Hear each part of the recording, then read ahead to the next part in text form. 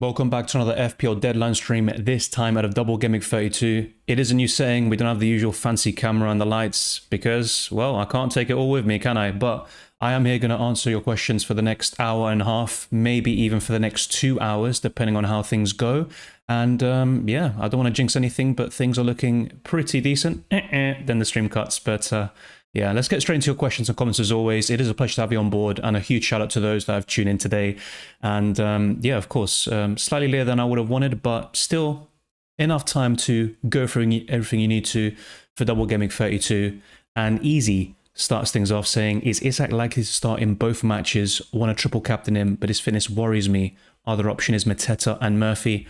I'd have no concerns about Isak starting both matches. Newcastle are on the cusp of Champions League qualification after Arsenal's win against Real Madrid. That has secured 5th place spot for the Champions League next season. So yeah, Newcastle have a great opportunity, and I think Isak will start both matches. His fitness shouldn't be a big issue.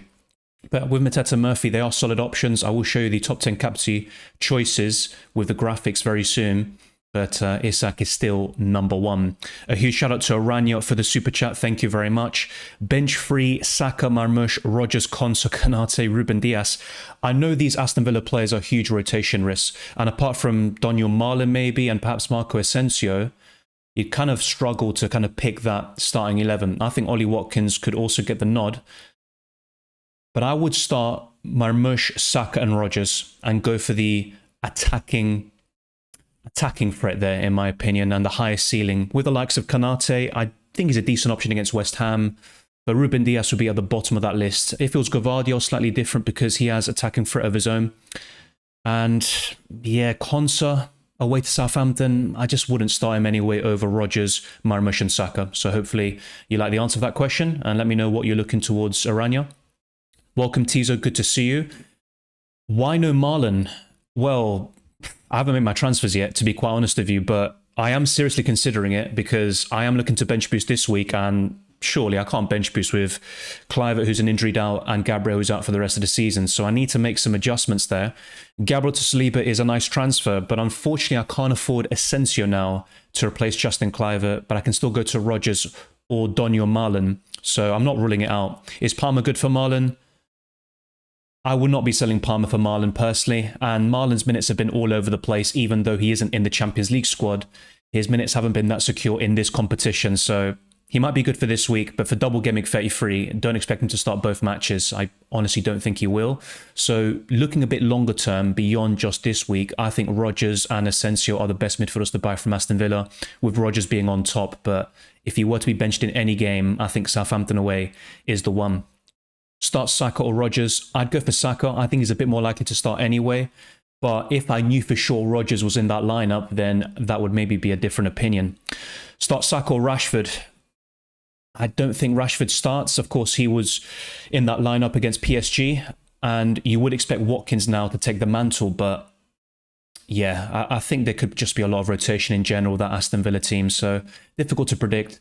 I know Saka is another one who could also be rested, but I think he'll get the start against Brentford personally. Jake says bench boost 32, got Gordon and Gabriel, 2 free transfers, 0.1 million in the bank, already have Dunk and free Palace. Yeah, bench boost 32 does look less appealing for a lot of people now because of injuries and a bit of bad luck, you could say. But I still think it can work quite nicely. It's just the rotation as well, which is going to add another curveball to proceedings. Anthony Gordon should start one game in Double Gameweek 33. The update we got yesterday was much more positive than earlier this week.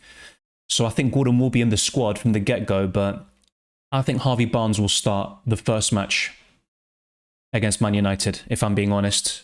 Gabriel, you need to get rid of him, of course, we know that. 0.1 million in the bank, so you can't go to Saliba without downgrading somebody else. Maybe you can do something like Gordon to Murphy and then do Gabriel to Saliba. That could work very well for you, but I'm not sure how you're feeling about that. Should I bench boost, says KFC Boy, Verbruggen, Marmoush, Gvardiol, Vanessa on my bench? Yeah, that's a very solid bench boost. I think Marmoush and Verbruggen alone could make that worthwhile, and to be fair, Vanessa has been in brilliant form, so I like that. Insane Gamer 7 says, hello Dylan, should I sell Palmer to Asensio in case Palmer gets benched again?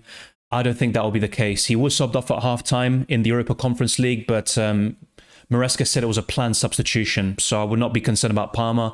If anything, I think he's actually looking much more appealing than Saka this week, and also the likes of Rodgers. Even with Asensio, I just don't think his minutes are secure. Savio Milenkovic, Sarr, Saka start too. Well, Sarr has a double game week. You're going to go for him, and I'd say Saka. Music Kiwi says, hey Dylan, is Mateta captain too risky? It could go terribly wrong. He's up there in my captaincy ranking, in my top 3, and you'll see the definitive list very soon. It's always a risk when you go against the template captain, but I don't see a huge difference between Isak and Jean-Philippe Mateta. Yeah, Palmer should be fully fit to start, as I just mentioned. What is your deal in Game Week 34?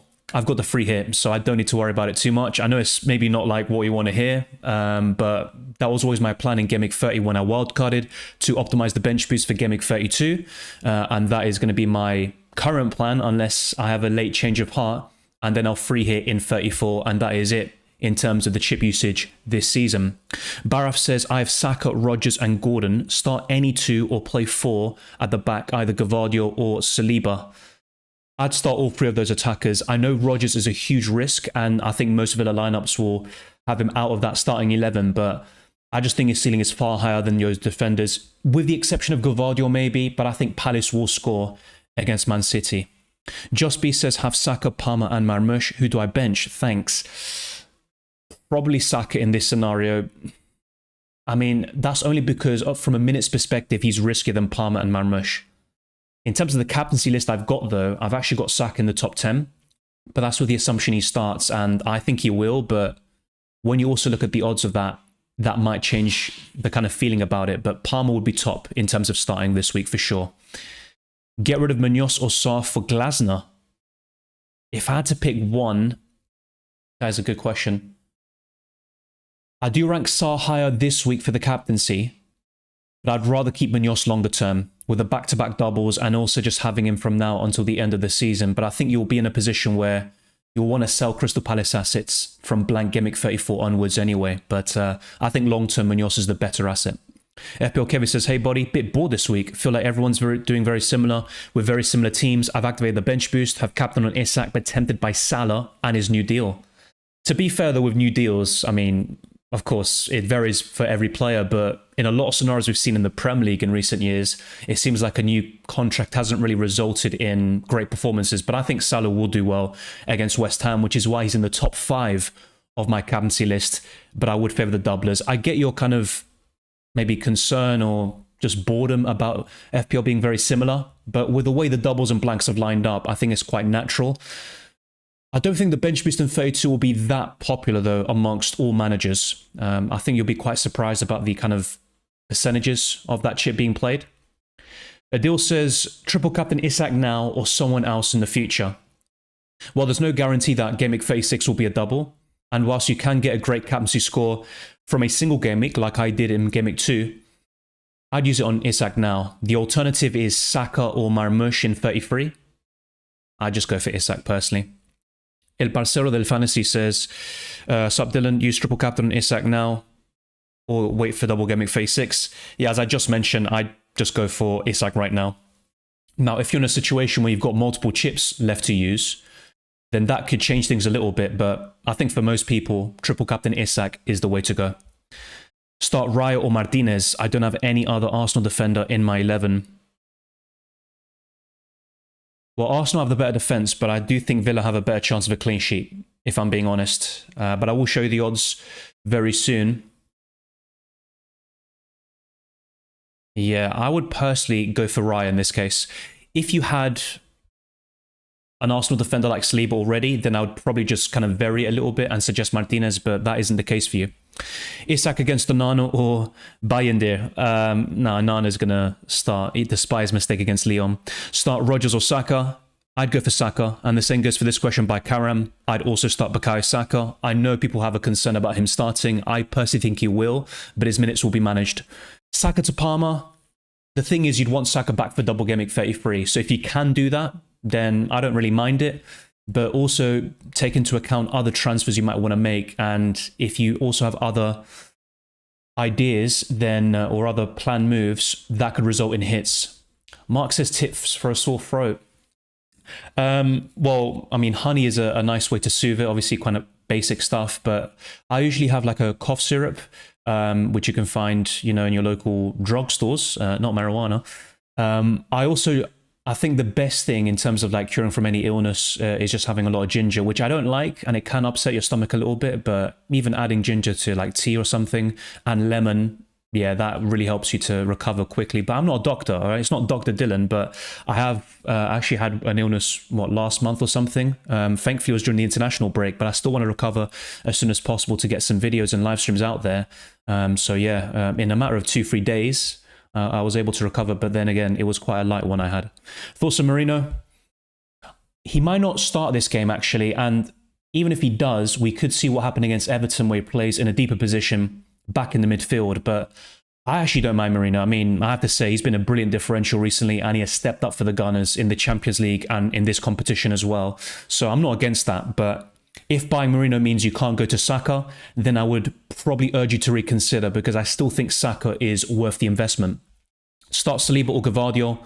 I've actually said to most people I'd start Gvardiol, but I understand why people want to go the other way around, because you might have a trip up in Palace like I do. So you want to kind of go for someone else who doesn't have that clash with your own squad. So when you also add that on top of the fact that Arsenal have a better defence and also a superior chance of a clean sheet, I don't think there's much in it. The reason why I recommend Gvardiol is because of the attacking threat, and I think Brentford will score. I've gone for 2-1 Arsenal in my prediction. Mogan says, should I sell Mbumo to Murphy? Yeah, I would. Triple captain Isak or Salah, better option? I'd go for Isak personally. Now, Salah is still a great option, but he is 5th in my ranking. Isak is 1st. I might as well go into those graphics and stuff. Before I do, let me just go through this question by Bestie and also Aranya very quickly. Then I'll go back to the other questions. Bestie says, should I transfer Saka to Parma and Gabriel to Konsa?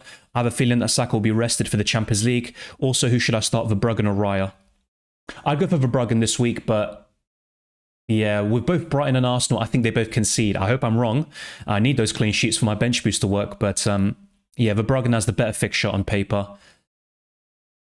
With Saka to Parma, if you think Saka will be benched, then that's a good move, but I'd urge you to buy Saka back for Double Gameweek 33.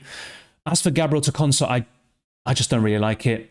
I'm not even sure Konsa starts, and even if he does for 32, for Double Gameweek 33, I just don't see him starting all of the games, but usually he is the most nailed-on Villa defender, so I get why you're looking in that direction, but I'd rather go to Saliba if you can. I think he's the best defender to replace Gabriel with. But yeah, Verbruggen would be the answer to the other one. And Aranya's question, he says, Villa started their entire backup defence last game week, and with a 2-0 deficit versus PSG, they have their task cut out, and all predicted lineups have Rodgers and Konsa on the bench. Same for Saka in case of Arsenal. Yeah, I think Saka might start though.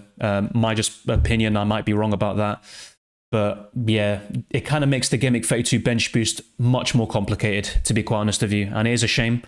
And it has actually made me consider bench boosting in 33 instead. But I'd still probably take a hit in that scenario, because I'd do something like Palmer to Saka. I'd probably replace Kluivert, maybe to Bowen. Do Gabriel to Kivior to fund the other move.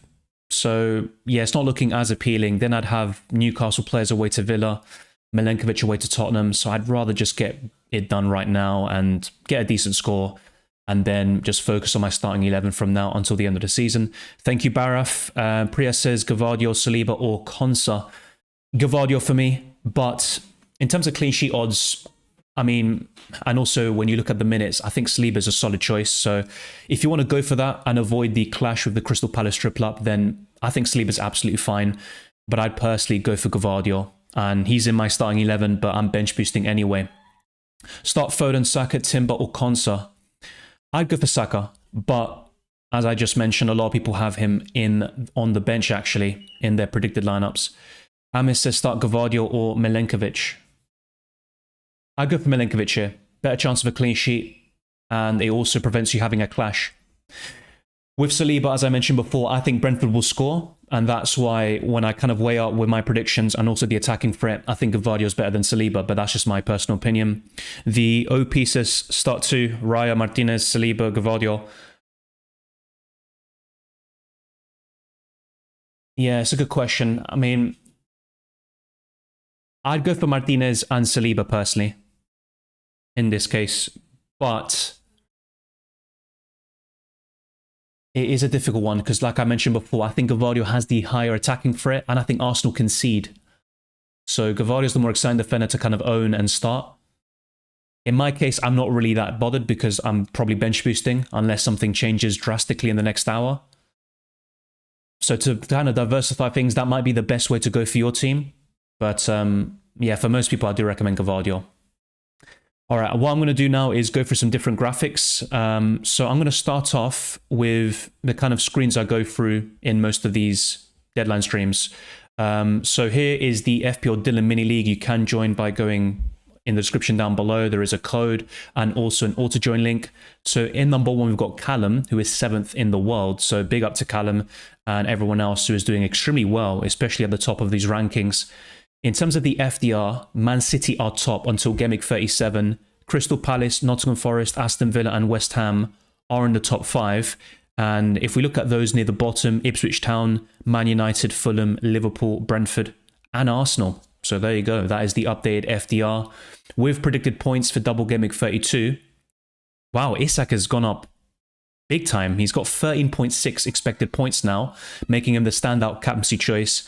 Mateta, Sarr, Barnes and Murphy are in the top 5. Salah, Eze, Gordon, Trippier and Bruno Guimaraes complete the top 10. With the assistant manager for Double Gameweek 32 only, Eddie Howe is top with 13.1, Glasner is second, and then there's a big difference between him and third place Arne Slot with 8.7. Maresca and Arteta complete that top 5.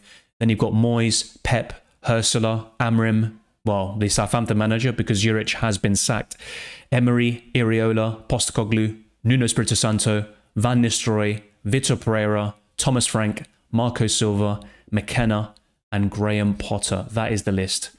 As for price changes, and this might need a reshuffle, so let's refresh that very quickly.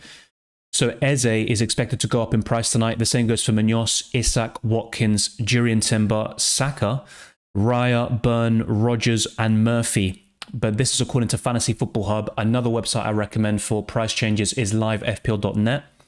In terms of expected price falls, we've got Justin Kluivert, Neto, Lewis Hall, Davis, Johnson, Emerson, Mark Gay, Son, Mitoma, Robinson, Elanga, Thomas Soucek, Gakpo, Mikalenko, Chris Wood, and Bruno Fernandes. With the polls I put out on my channel yesterday, one of them was to replace Gabriel to optimize the Game Week 32 or 33 bench boosts. So the options were Kivior, Saliba, Timber, and Van Dijk, and the Frenchman William Saliba has 57% of the votes. Kivior's in second, Timber is third, and Van Dijk is fourth. And by the way, I think Timber will be benched in either Game Week 32 or in one of the matches in Double Game Week 33. He has been an absolute machine for Arsenal, but he has to get a rest at some stage. In terms of this kind of conundrum about holding Kluivert or selling him to a Marino, a Rashford/Rogers or Asensio, or perhaps a different option, these are the results. Selling him to an Aston Villa mid is the most popular choice with 61%. Marino and holding Kluivert is joint second basically, so things are very tied there, and the other option has 4%. And the final poll I put out is choose an Aston Villa midfielder for both Double Game Week 32 and 33. Rogers is still top with a 56% chance, 56% of the votes, but there is a possibility he will be benched against Southampton this week. As for Asensio, he's second with 32%, and Rashford is last. Now, one injury update we got yesterday, and this isn't going to be in my graphics for the team news section, is Fabian Hurstler on Mitoma, and he said it's a hit on his heel. That is why we have to go day by day. It can change quickly. It's just a hit, so it's more of a feeling of pain. If you overcome this feeling of pain, he is available, and that is what we have to see today. Let's now go to the stats section, and I want to compare Isak to Jean-Philippe Mateta. So Isak has 20 goals to Mateta's 13, more assists in the Swedes' favour, more shots, shots on target, shots in the box, higher XG, expected assists. Every single stat is in Isak's favour, but Mateta is even cheaper, and he has been a brilliant option for Crystal Palace throughout the entire season. So in the case of Matete, he blanks in 34, but has back-to-back double game weeks. And Isak is a great captaincy option, probably the best one this week, and also for blank game week 34. For those with the triple captaincy, I would highly recommend Alexander Isak. It is template, but you will gain an advantage because most people will be captaining him, not triple captaining. So you will gain something over those, even this week, which does seem fairly template for most people. Let's also go to fpl.team to show you a quick sneak preview of my potential bench boost, but instead of Morgan Rogers, what I might end up doing is replacing Justin Kluivert with Daniel Malen, who isn't in the Champions League squad, and a lot of these lineups have him starting against Southampton. The expected points is 98.3, so it does go down with Malen being introduced, but the rest looks really solid. So Saliba replaces Gabriel. I've got Raya and Verbruggen with home fixtures, and I think that's a very solid goalkeeper pairing. Munoz, Sarr and Mateta with a double game week against Man City and Newcastle away. Then I've got Livramento, Murphy and Isak with 2 home games against Man United and Crystal Palace. Gavardio and Marmoush facing Crystal Palace at home, Salah and Palmer with home fixtures against West Ham and Ipswich Town respectively, and I've also got Milenkovic at home to Everton. It's a very solid bench boost on paper, and if we were to compare it to Game Week 33, I could also buy Saka for Cole Palmer and have this set up, and I'm very happy with it, to be quite honest with you, but longer term, I would rather have Rodgers than Malen. So if I were to do something like that, where I buy Malen for this week and then Rodgers the next, it does mean a -4 hit, whilst also replacing Gabriel to Saliba. So I'm not that kind of infused about it. And if you look at my bench here, I've got the likes of Verbruggen, Murphy, Milenkovic and Livramento. So a bench boost in 33 doesn't look anywhere near as strong because I optimized my bench for 32 when I wildcarded back in Game Week 30. So a lot to think about there. And finally, let's go to FPL Challenge. I say finally for this section because I'm also going to show you the team selection graphics for those that didn't see my team selection video yesterday, injury updates and team news, and much more. So I've got Nick Pope, Munoz, Livramento, Eze, Salah, Mateta, and Isak captain in FPL Challenge. I might do something a little bit different because this will be very template, I think, but I just went for the best players, in my opinion. Unfortunately, groupthink is a big part of FPL, and I'll be honest, sometimes I just do things, I make transfers, I pick players, and a lot of people are doing it as well, but I actively don't seek what other people are doing, but maybe I need to just seek to be different. That's maybe the way to play FPL, but let's now go to my team selection graphics and let me know what you think down in the comment section below. It will also kind of provide you a recap of how I did in Game Week 31, which turned out to be one of the best game weeks of the season. I'm going to go through some questions while these graphics play along. So if you want detailed analysis or commentary, you can check out that team selection video from yesterday. Mohammed says Konsa, Gavardio, Saliba, Saka, Foden start 2. We are going to get a lot of these questions, it seems. I'd go for Saka and Foden personally. Savia says, do you think non-chip guys stand a chance? Any chance of a grey or green this week? Yeah, I think you do, but I'm not going to sugarcoat it. A lot of people will be activating something this week. It might be the final week of their assistant manager. They'll be triple captaining Isak or bench boosting, which I'll probably do in the end, but it is possible. Miles says, hi Dylan, I have to start Foden, Rodgers. Okay, thank you Punjabi for moderating the chat. So try not to spam, be patient, and your questions and comments will be answered. Drop a like on this video if you enjoy it. Let's try to get this to 100 at least to begin with, and then we can push on towards even bigger numbers as well. Easy says Foden, Rodgers, Saka. Predict which one most likely to be benched by rank. Probably Rodgers the most likely to be benched, unfortunately. I think Saka will start. I also think Foden will get the nod, but he has had a dismal season. Use AM on Arsenal, left with bench boost and free hit. If you haven't activated the assistant manager yet, I wouldn't be doing it now. I think Arteta looks very good for double game week 33. But yeah, this week my favourite would be Eddie Howe or Oliver Glasner. So yeah, not Arteta this week. I'm going for a 2-1 Arsenal win. Fernandes or Marlon this week? I'd lean towards Marlon. I think he'll start as well. But yeah, you did see all these graphics play along. As you can see, my planned transfers were buying Saliba for Gabriel, and I have missed a lot of these price changes in the last week regarding both players. And instead of buying Rodgers for Justin Kluivert, I might go for Daniel Malen instead, but it does require a -4 hit next week if I also want to buy Bukayo Saka for Cole Palmer. Let me now show you the different graphics. So these will be for the predictions first. So I have gone for Man City 2, Crystal Palace 2, Brighton 2, Leicester 1, Nottingham Forest 1, Everton 0, Southampton 0, Aston Villa 2, Arsenal 2, Brentford 1, Chelsea with the same scoreline, 2-1. I had kind of played around with that prediction quite a lot this week. Liverpool 3, West Ham 1, Wolves 1, Tottenham Hotspur 0, Newcastle 2, Man United 0, Bournemouth 1, Fulham 1, and Newcastle 2, Crystal Palace 1. Those are my current predictions. Let me know your thoughts down in the comment section below. And let me show you some different graphics. Yes, the highlighted player is a massive rotation risk this week, but I think Brentford have a clear weakness down their middle, and I think the likes of, drumroll, yeah, Bukayo Saka is a brilliant option if he starts, and I personally think he will, but I'll be honest, as an Arsenal fan, I would like to see Saka benched and rested, and also I don't own him in FPL, so it's all kind of goes along nicely. For those that are bench boosting in 32, of course, that would be a massive blow there, and I think he will get some minutes one way or the other, so I don't think it'll be a scenario where he's on the bench and doesn't come on at all. So he either starts or, you know, comes on as a substitute late on, because he needs to keep on building that fitness and match sharpness. I don't think he's at 100% just yet, but still looking very dangerous. And he's got a good record against Brentford, mainly with the assists. I think he can do very well. The blue circles indicate the shots considered by Brentford all season, and the heat map tucked just underneath is Bukayo Saka's shot volume in this Premier League campaign. Let's now move on to the odds and also the top 10 captaincy options. So let's start off with the clubs. Newcastle are top for a chance of keeping a clean sheet, 57%, and also of scoring over 2 goals. Brighton, Liverpool, Chelsea and Arsenal complete the top 5.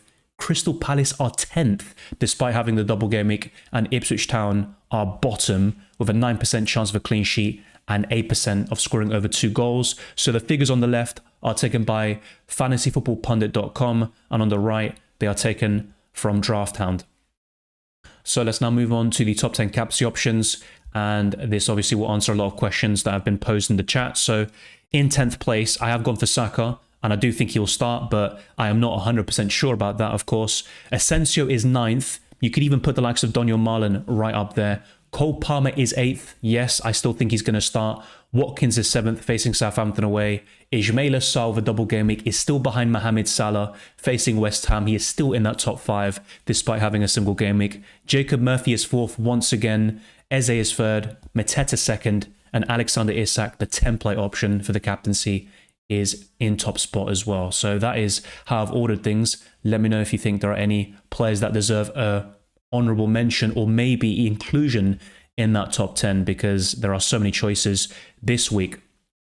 Let's now go to injury updates. This will be quite extensive, so bear with me. Of course, I provided that update about Mitoma earlier as well. So Salah signed a new Liverpool contract yesterday, and it was announced in the morning. So that is a huge boost for Liverpool. And I was asked about this throughout the entire season, about Trent, Salah and Van Dijk. What do you think will happen? And my prediction has always been, I think Salah and Van Dijk will sign and Trent will leave. And that's what's probably going to end up happening. There is no confirmation on Van Dijk signing yet, but it looks like an announcement will be made very soon. But let's now talk about injury updates specifically. And Nuno said this about Chris Wood, Awani and Alanga. We are still assessing all of them. They are struggling with problems, some small, some not so small, but we have to assess them. We have one more day and then we'll see if they can be available for the game. On all of them, I am hopeful it can be all of them. It can be none. We don't know. It depends on how they recover and how they feel. It's about that. So yeah, my eyesight is terrible. That's why I'm going to struggle to read these. Brentford news on by Thomas Frank. He says there is no new injury news. Everyone who was available for Chelsea is available again. So that's positive. That's pretty much all that needs to be said there. So with Everton, quite extensive there by David Moyes. We've got Mikalenko back on the grass training. McNeil is back, and we're still trying to bring them up to speed. But they're certainly in and around things. Unfortunately, Lindstrom has had a hernia operation yesterday, so that will rule Jesper out, probably for most of the season now. That's disappointing for him. Yeah, and then on Calvert-Lewin, he says Dom is out on the grass and he's training well. I think it's because it's been a hamstring injury. So you can read the comments for yourself. Feel free to pause and also rewind if you need to. Of course, the big one is on Alexander Isak, and Eddie Howe is currently sick. So the assistant manager, the famous one, Tyndall, has stepped in and he said Isak has trained and he feels fine. One we will assess day by day, but we are hoping he is available. Next up is Southampton with the interim head coach Simon Rusk, and he said we've got a fairly clean bill of health at the minute. There's one or two. Charlie Taylor, he's knocking about with one or two issues, but other than that, we've got a fairly clean bill of health going into the game.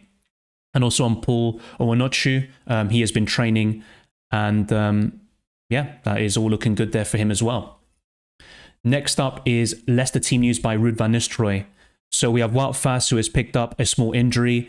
He couldn't train yesterday, so we'll have a look today. Of course, it's short towards the game, but that's the only one. Enzo Maresca said this on Nicholas Jackson. We need to manage him because you can see his importance to us. So yeah, also you can feel free to pause these quotes. I'm just going to kind of highlight the key bits of information from each club. So, Rice and Saka are set to be fit for Arsenal. Of course, Saka is currently yellow flagged, but yeah, Mikel Arteta has given the all clear. They were both subbed off against Real Madrid. Rice had a cut on his ankle, I believe. He was bleeding there. And Bukayo Saka looked visibly exhausted, but that is to be expected after that lengthy spell on the touchline, unfortunately, on the sidelines due to injury. So, yeah, Arteta said Dek and Bukayo are both fit. It is a matter of 2 kicks, and they recovered well. Calafiori is progressing really well, but a timeline is difficult. He is in a good place. And he also said Kai Havertz could play again this season, which is obviously a massive boost there for Arsenal. It gives another option up front and maybe a Champions League winning goal again. But no, that's let's beat Real Madrid first and then we can focus on that. As for Man City, Pep Guardiola said this on the injured players. Still injured, and they are still injured, and it's happened all season. We adapt, and you can see that the position you're in is a disaster and it could be worse. So yeah, that is what he has said. Nothing really new there on Man City. And this is the big one as well in FPL terms with Areola. He said Ryan Christie is out for the season. Of course, that is a big blow for them. And he has said this, we still have 3 days until Monday night, so we will try with Justin Kluivert, Marcus Tavernier and Luis Sinisterra. From the 3 of them, Sinisterra is the one with less of a chance, but we will try. That is our situation right now. I've currently got Justin Kluivert. I am planning to sell, but I actually wouldn't mind keeping him against Fulham. He has scored against them before in his only appearance against them, and he'd be a decent option on the bench boost, but that orange flag has been very frustrating in recent weeks. And Oliver Glasner said this about Crystal Palace team news. Chris Richards has done well. He has been training since Wednesday. He has had no problems anymore, so he'll be available. It is the same for Lacroix. He is available. He has trained with us today. We followed all of the rules, and he is available for tomorrow. The whole week we hoped it would go this way, and fortunately it has. We lost Mark Gay and Eddie Nketiah because they are banned. So yeah, that is pretty much standard stuff. All the others are fit, and it's a positive for us. He also talked about Roman Esse and Matt Turner. Next up is Ruben Amorim, and he was asked about resting Bruno Fernandes. It's an evaluation. We will make this evaluation with all the staff, with all the data that we have. And then because we know already the players, we will try to protect the ones that will be hard to make a lot of games. Bruno Fernandes is playing all of the time, and he's playing better all the time. Sometimes this kind of player has to play in every match, but we will address that in these days that we have to prepare. So there you go. That's what Amorim has said. And we are approaching the end of this section. Postecoglou said this about Spurs team news. So not any new injured players from last night. A couple of boys cramping up near the end. A couple of small knocks, a couple who will be tired, but health-wise fine. So yeah, he was talking about the game there against Frankfurt, which ended in a 1-1 draw. So, despite Matheus Cunha being available for Wolves, he might not get back into that starting 11 straight away. So this is what the Portuguese manager had to say. We have won the last 3 games without Matheus. It is unfair not to keep the same team. I have spoken to Matheus and he understands. So there you go. And also with West Ham, Graham Potter said this. There aren't major issues. It will be a similar squad. We're just making sure that Fulkrug is okay after the weekend. He's trained today, so hopefully there's no reaction and he'll be in the squad. We always seem to get updates on Fulkrug nowadays. Next up is Aston Villa team news by Unai Emery. So we are going to train now. Only Leon Bailey is progressively getting better, and today maybe he's working with the group, and in case he's not for tomorrow, hopefully for the next Tuesday, he will be available. And Marco Silva said this: no fresh news from the last game. The only difference, and it is very good news, is that Harry Wilson is finally with us the last few days. It is nice to have him back. The others are the same. Everything is going well with Kenny Tete following his return last weekend after 4 months out. So great news there for Fulham. McKenna said this: Ben Godfrey is back training now. He's fully fit, fully with the group. Going into this one, we've had 1 or 2 knocks from the last game. Other than that, 1 or 2 are being assessed. None of them are long-term ones are back yet. Omari Hutchinson is probably going to be a bit soon for this weekend. So quite concise there by McKenna. And that concludes the team news. Finally, hallelujah, you could say. And in terms of updated transfer tips, before I go back to your questions, so the ownership figures have been updated, and I have reclassified certain players based on my video the other day. So Jacob Murphy is still a purchase here. The same goes for Eze, but there have been some modifications to the hold and sell sections in particular. So Rodgers has become a hold rather than a purchase, because I think he will be benched against Southampton. Hopefully we get news that he isn't, and I can buy him, and that'd be a great acquisition for Double Gameweek 33. Virgil van Dijk is still a hold. Nothing has really changed there. His ownership has only gone up by 0.1% in the last couple of days. But let's move on to the other ones. And you've got Evanilson there. He is also a hold. Nothing has also changed on that front. Elanga is also a hold. Also the same. You could arguably say he's a sell. I've also put Anthony Gordon out as a hold rather than a sell, but I think if we're in a nice position with multiple free transfers, moving him on to Jacob Murphy is probably a good way to go. And you also get a lot of money in the process to spend on other transfers and making crucial upgrades in key areas of the pitch. But I think Anthony Gordon could be held in certain scenarios. But I have gone for a new sell here, and that is going to be Justin Kluivert. Now, there is still a chance he features against Fulham, and I think he could do very well there. But with Bournemouth's upcoming fixtures, the lack of doubles, I mean, he's only kind of useful for blank Gameweek 34 for those without the free hit. So from that perspective, you can keep Justin Kluivert, but I think if you've got the free hit, he is definitely sellable in the next couple of weeks. I'm also going to... Well, I think the others are pretty much the same with the transfer tips. So Robinson, still a sell. I think that makes a lot of sense. But for blank Gameweek 34, he is a great option on paper against Southampton away. Luca Dean, yeah, he's a skip. I would not go anywhere near him. I think he'll rotate with Maatsen, and you're not going to get 3 out of 3 starts for Double Gameweek 32 and 33 there for Aston Villa.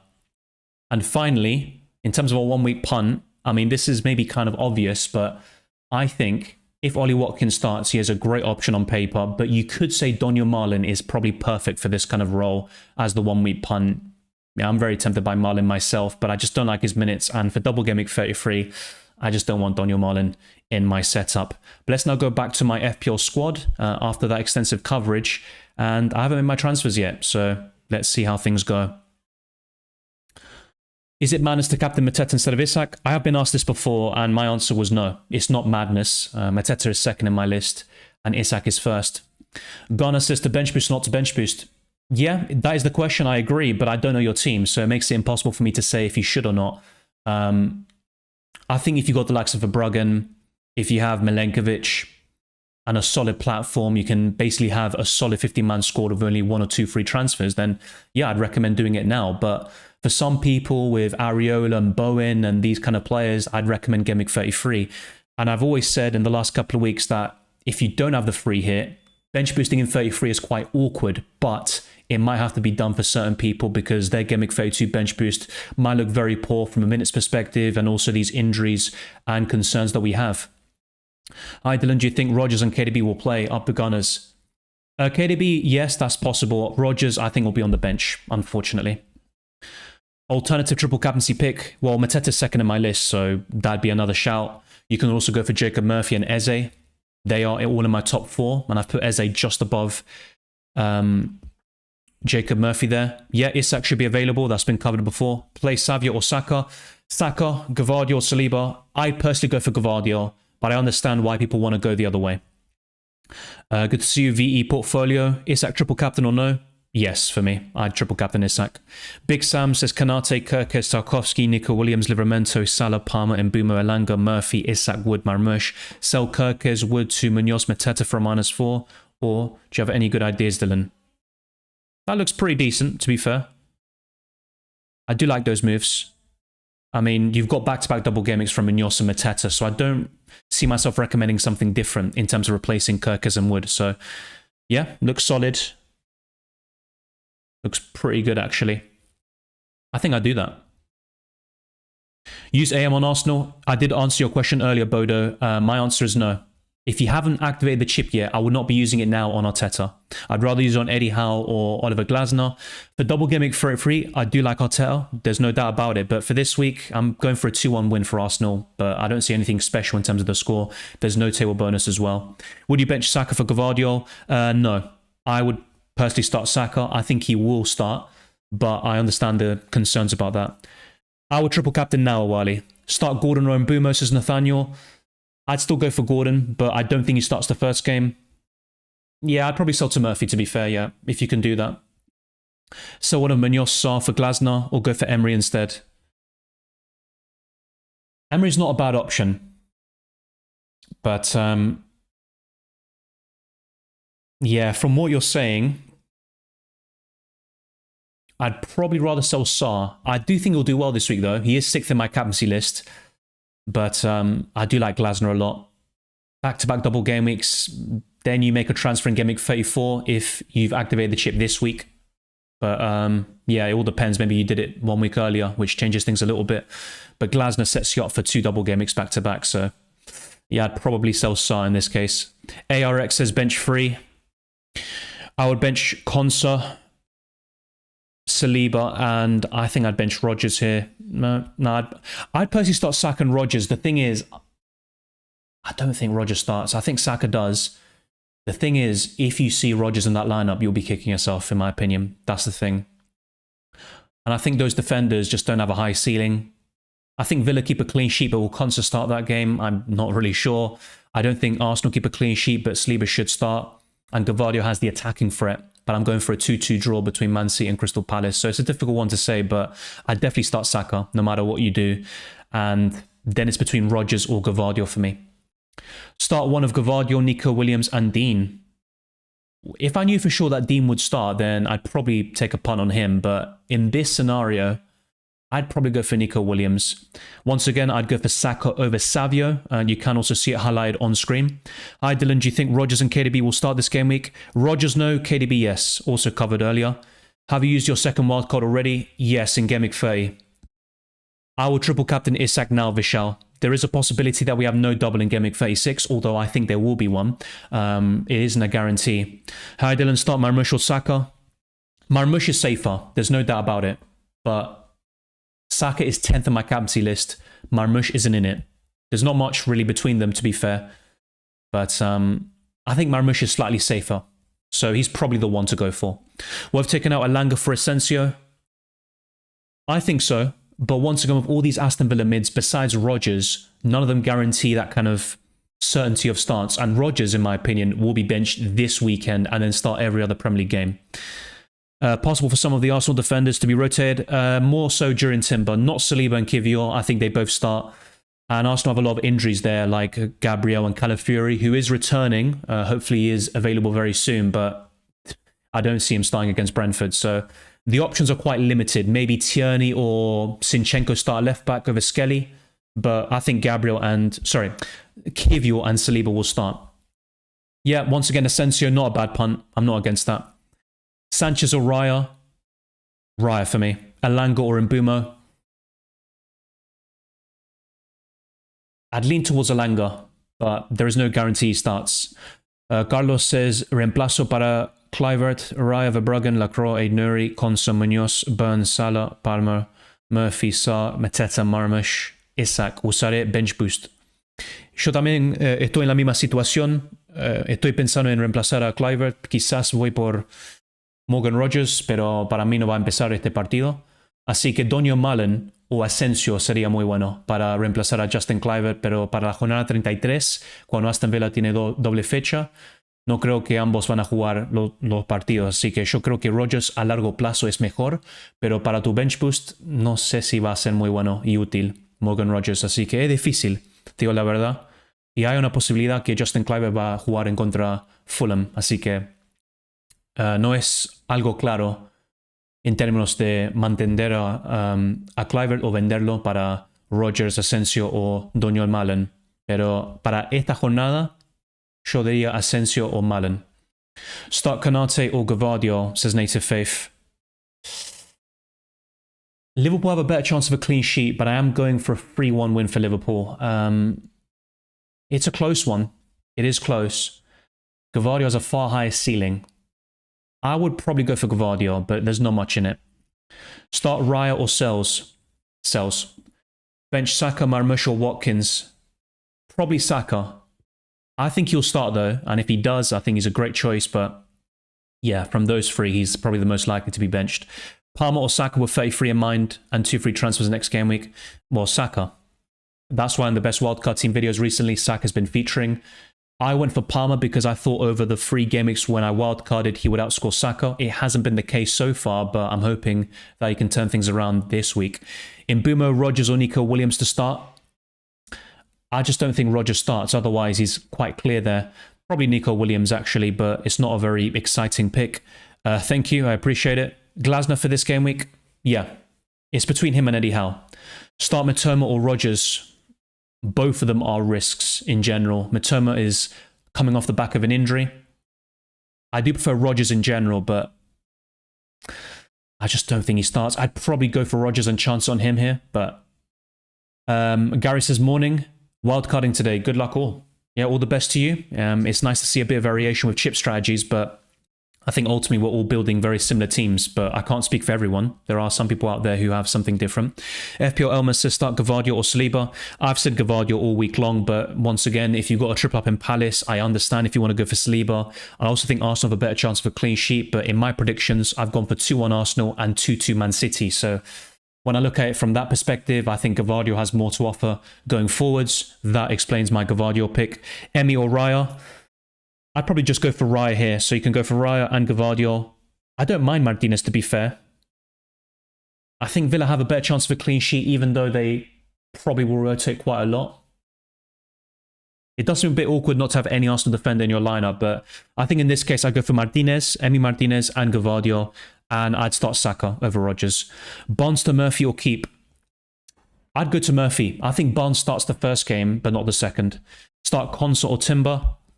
I think Timber should be benched, but then again with Konsa, is he going to start? I'm not sure. I'd probably go for Konsa here. Gvardiol or Saliba, who's better to start? Yeah, I've just covered that. Start Mint or Diaz? Diaz, he's been in good form in FPL too, but Mint is not a bad one. Thank you, 101 TOZ. Best Liverpool midfielder after Salah? Probably Diaz, but I'm not a huge fan. Sell Saka to Asensio or other to bench boost with Raya, Saliba and Konsa?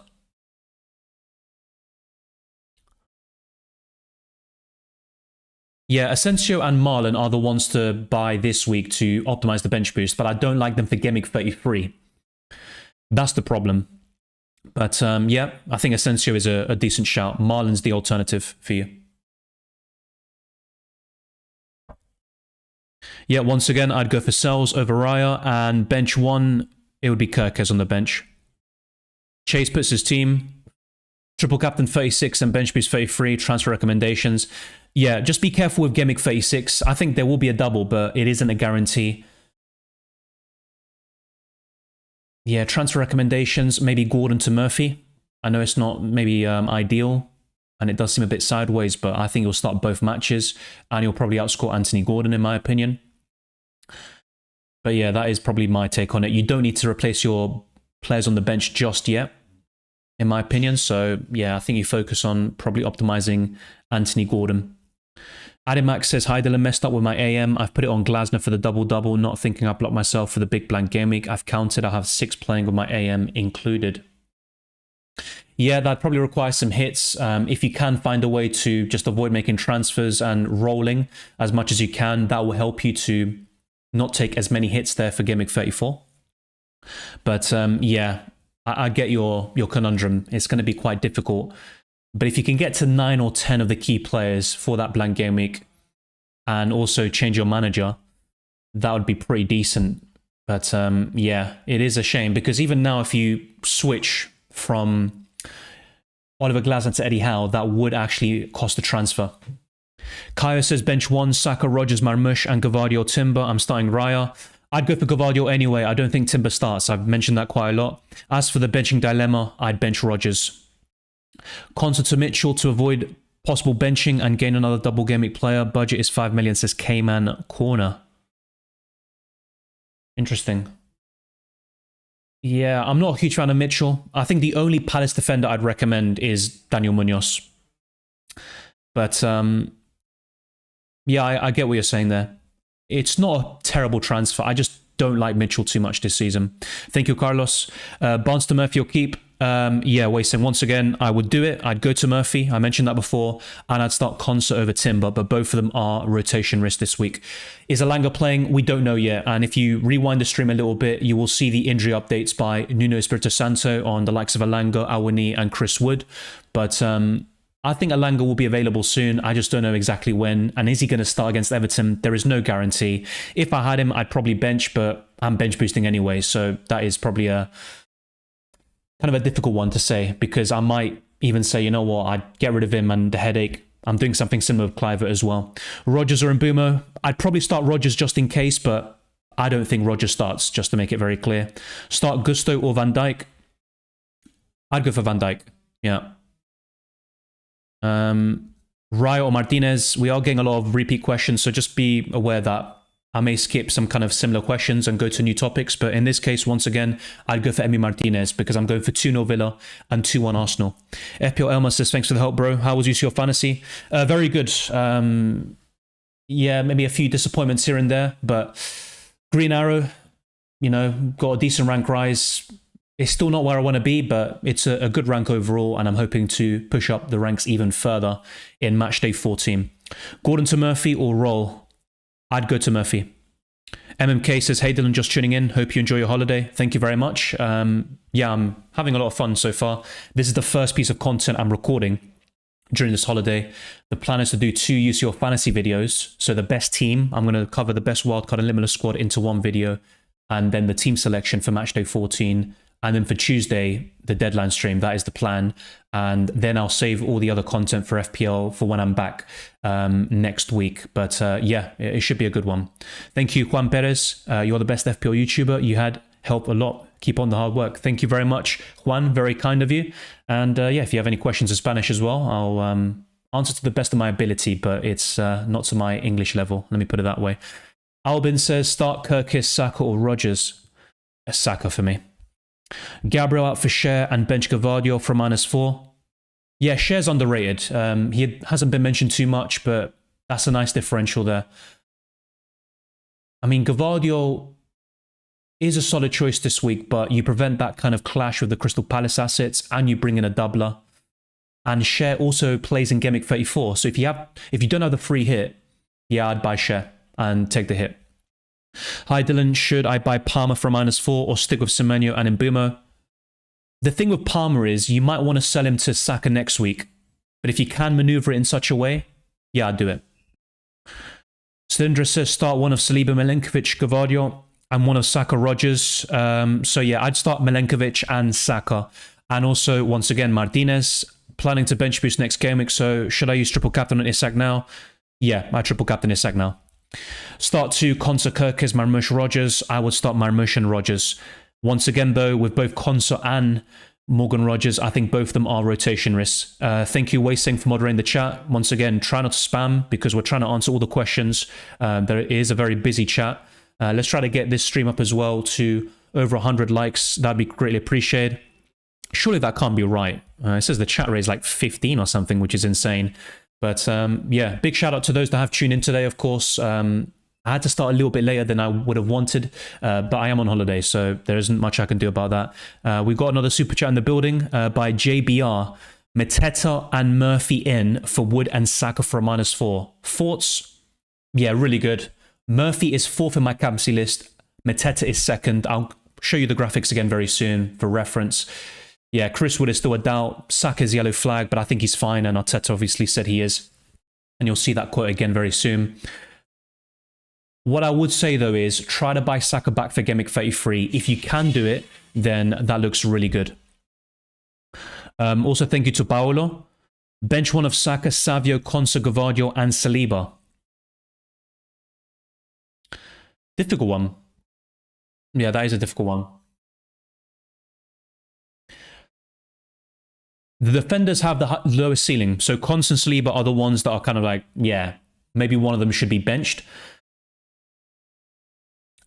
With the Arsenal game, I've gone for 2-1. Like, would a 1-0 Arsenal win surprise me? Not really. But I think from the players you've mentioned, I'd probably bench Saliba, if I'm being honest. Yeah, Dr. Walid, yeah. I mean, yeah, welcome back. Obviously, it's good to see you again. I have been posting, though. Yesterday, the team selection. On Thursday, I posted the transfer tips. They were pre-recorded from the Wednesday. But yeah, this is the first piece of content I've recorded in the last couple. Hey, didn't I have 3 Palace and 2 Newcastle?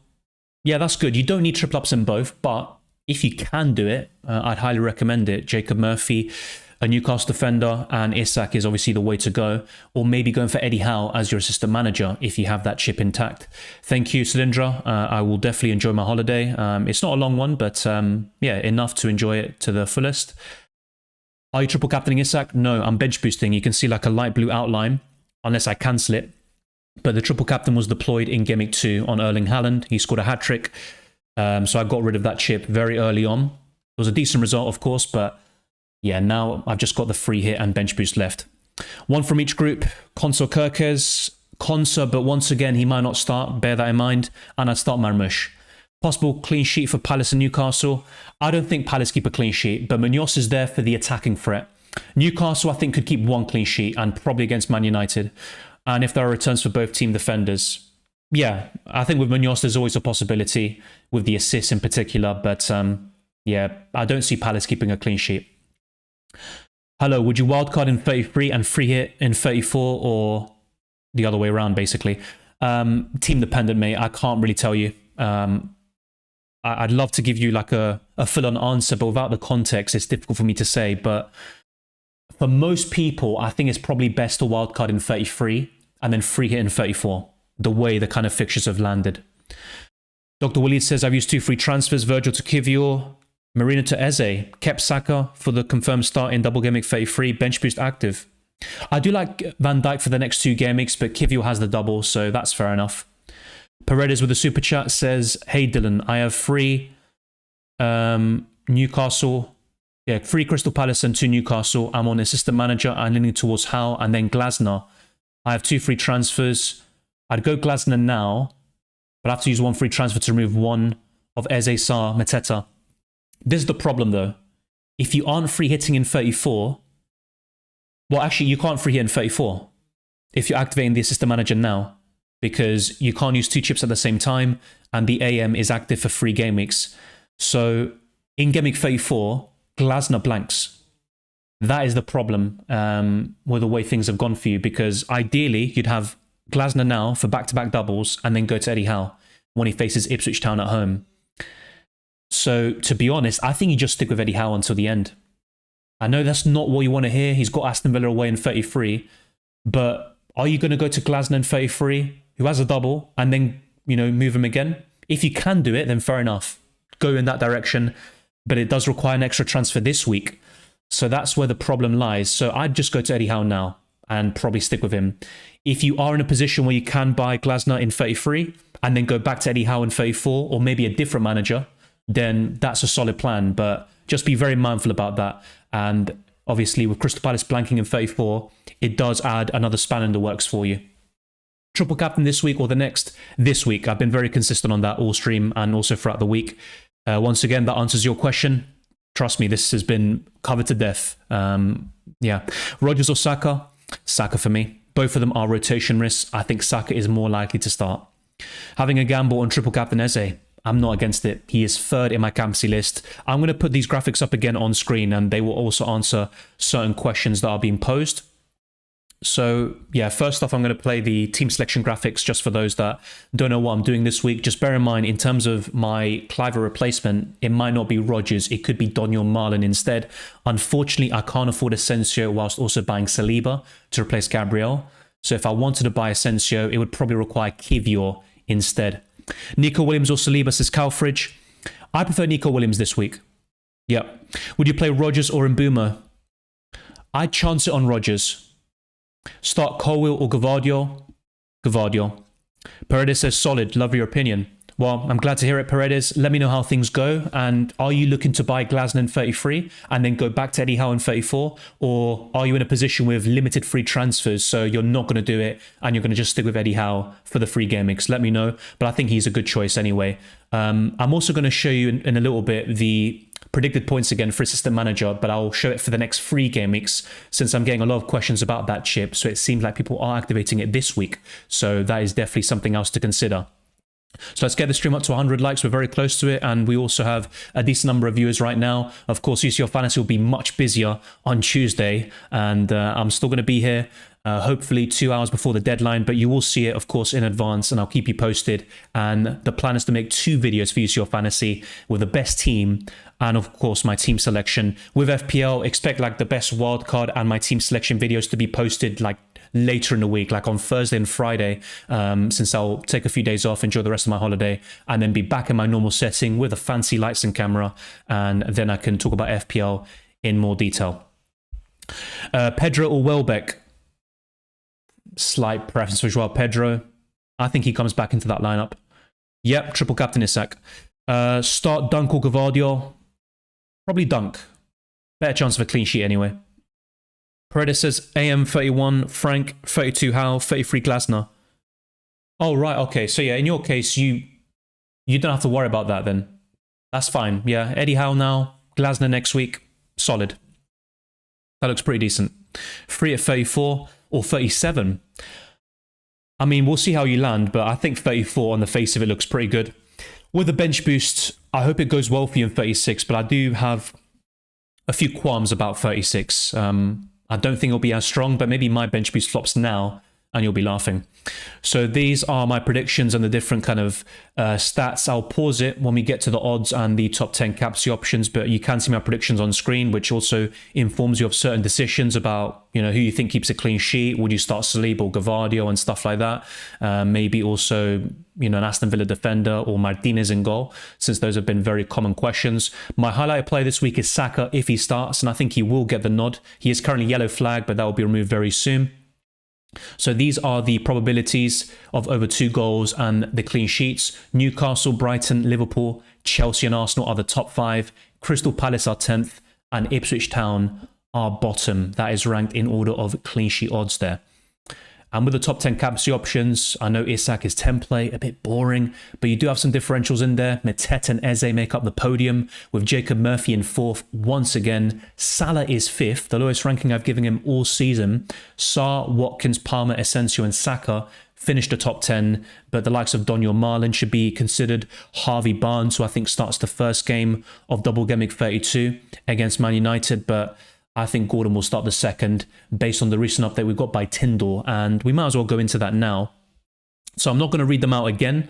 Feel free to pause. Of course, Salah contract news is on screen now, but also you'll see the team news and injury updates for every single club from yesterday's press conferences. And with Mitoma, which isn't going to be in the graphics you see on screen, basically he's just feeling pain. And once he overcomes that pain barrier, he is going to be available. That is what Hurstler said. He is still yellow flagged. And of course, it is a big headache to have for those on the bench boost in Double Gameweek 32. We've only got half an hour until the deadline. I need to make some bloody transfers, especially if I'm going to use the bench boost chip. So probably a good idea to lock in my team before I forget, because I've been quite invested in your questions and also showing you the different graphics. If we do hit the Super Chat goal, I will continue the stream for a little bit longer. But, you know, after this is done, I'm probably still going to head off to the beach and all that stuff. Yada, yada, yada. It's actually raining in sunny Spain. Who can believe it? But there you go. These things do happen. But yeah, some interesting team news came from yesterday, and they were all covered yesterday. Well, yesterday, all covered earlier in this stream and throughout all of my videos, to be fair. So we are approaching the end of this section. Fulham on screen. Very interesting stuff. And McKenna with the last word there on Ipswich Town. But that concludes the team news and injury update section. Hopefully these graphics do help you.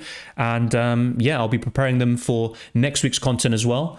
So don't worry, I'm not just going to be sunbathing and stuff like that or going to the beach. I will be doing graphics and preparing content for UCL Fantasy and FPL. But yeah, let's now go back to my FPL squad. And very shortly, I will be locking in my team. Eze or Sarr? I prefer Eze if you have the funds. Clivert to Murphy, 100%, no doubts about it. Start Saka or Savio? Saka. Quinn Anders says start Mbumo, Bowen or Kirkes? Good question. I would favour Mbumo. On my bench, I've got Arrizabalaga, Savio, Kirkes, Gvardiol. Bench boost? It's a good bench, to be fair. I don't think it's a bad one. Breaking it down, I don't think Bournemouth keep a clean sheet though, so that double up doesn't look great, but Kirkes has the attacking threat. Gvardiol, yeah, I don't see a clean sheet, but I think an assist or goal is possible. And then with Savio, yeah, I think an assist can happen.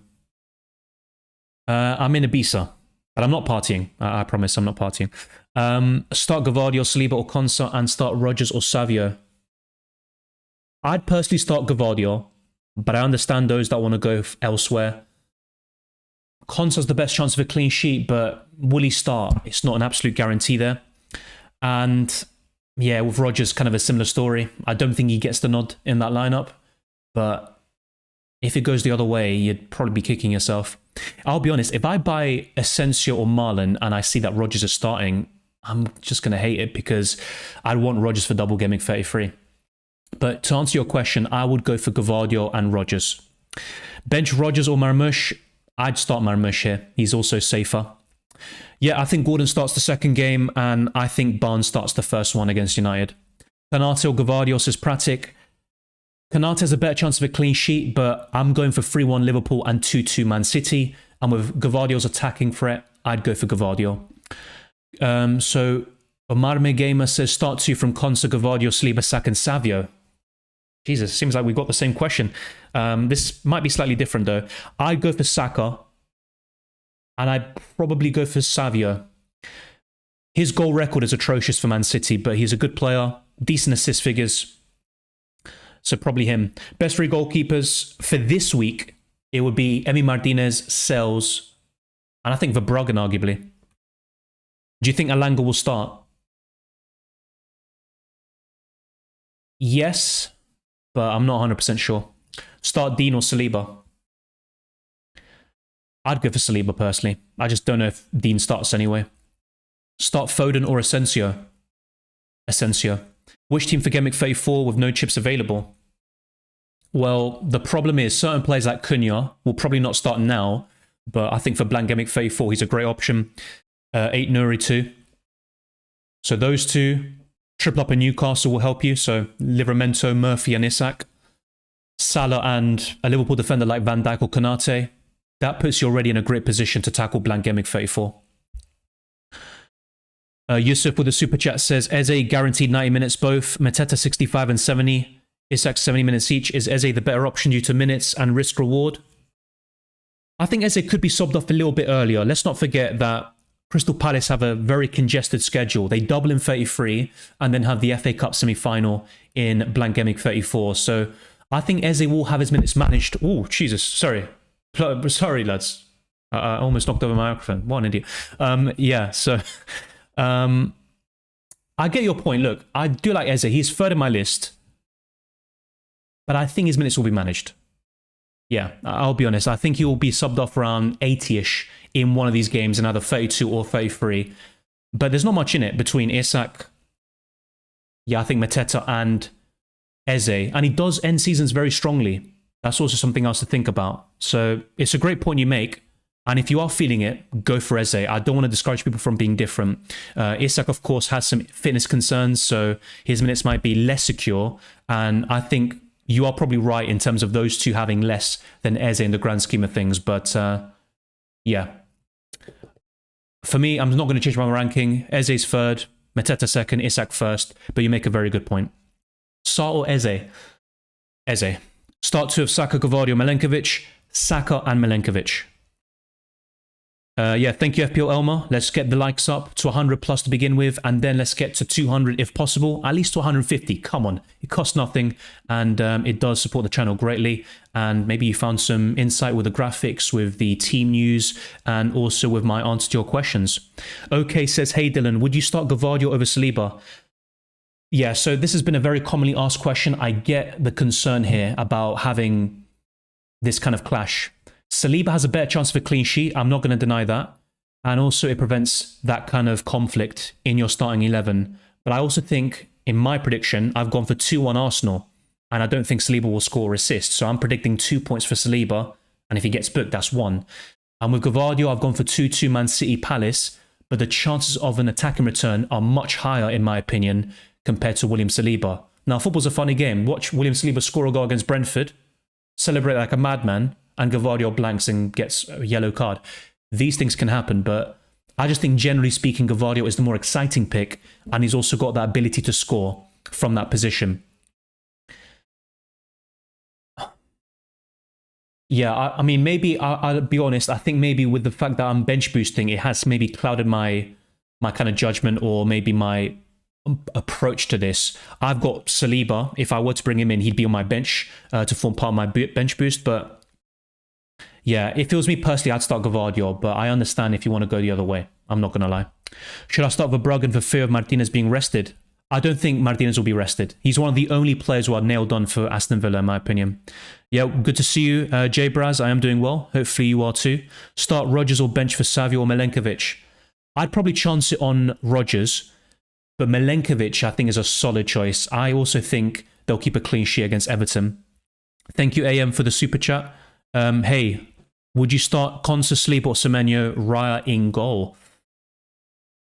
Semenyo, oh, this guy. Me and him go way back. I'd probably go for Konsa here. There is a chance he doesn't start, though. I think in all the lineups I've seen, they have gone for a completely different, like, Aston Villa defense. So I'm going to try bring up one now. So just give me a second. There is this one by FPL Villain. He's actually gone for Konsa, but he put a 50% chance of starting. The kind of good thing about him is he can start right back or centre back. So it gives him more of a chance than the other defenders. But yeah, all of these players are just, they're not nailed on. They really aren't, apart from Martinez in goal. Yeah, it's a difficult one to say, actually. I would probably... Semenyo's been so poor recently. He has to score eventually, doesn't he? But I wouldn't start Saliba, I think, and double up on Arsenal defensively. I'm going for Brentford to score. So, reluctantly, I'd probably go Konsa. And I hope I don't give you the kind of wrong call from an outcome perspective. Paredes says, this guy deserves your likes for leading you all in UCL and FPL troubles. Thank you very much, Paredes. Very kind of you. Big Sam says, you already played the wild card? Yes, in Gameweek 30 to optimize this bench boost in 32. Thank you, Ronan, for the super chat. If you have a message, then just let me know with a normal message as well. Thank you very much.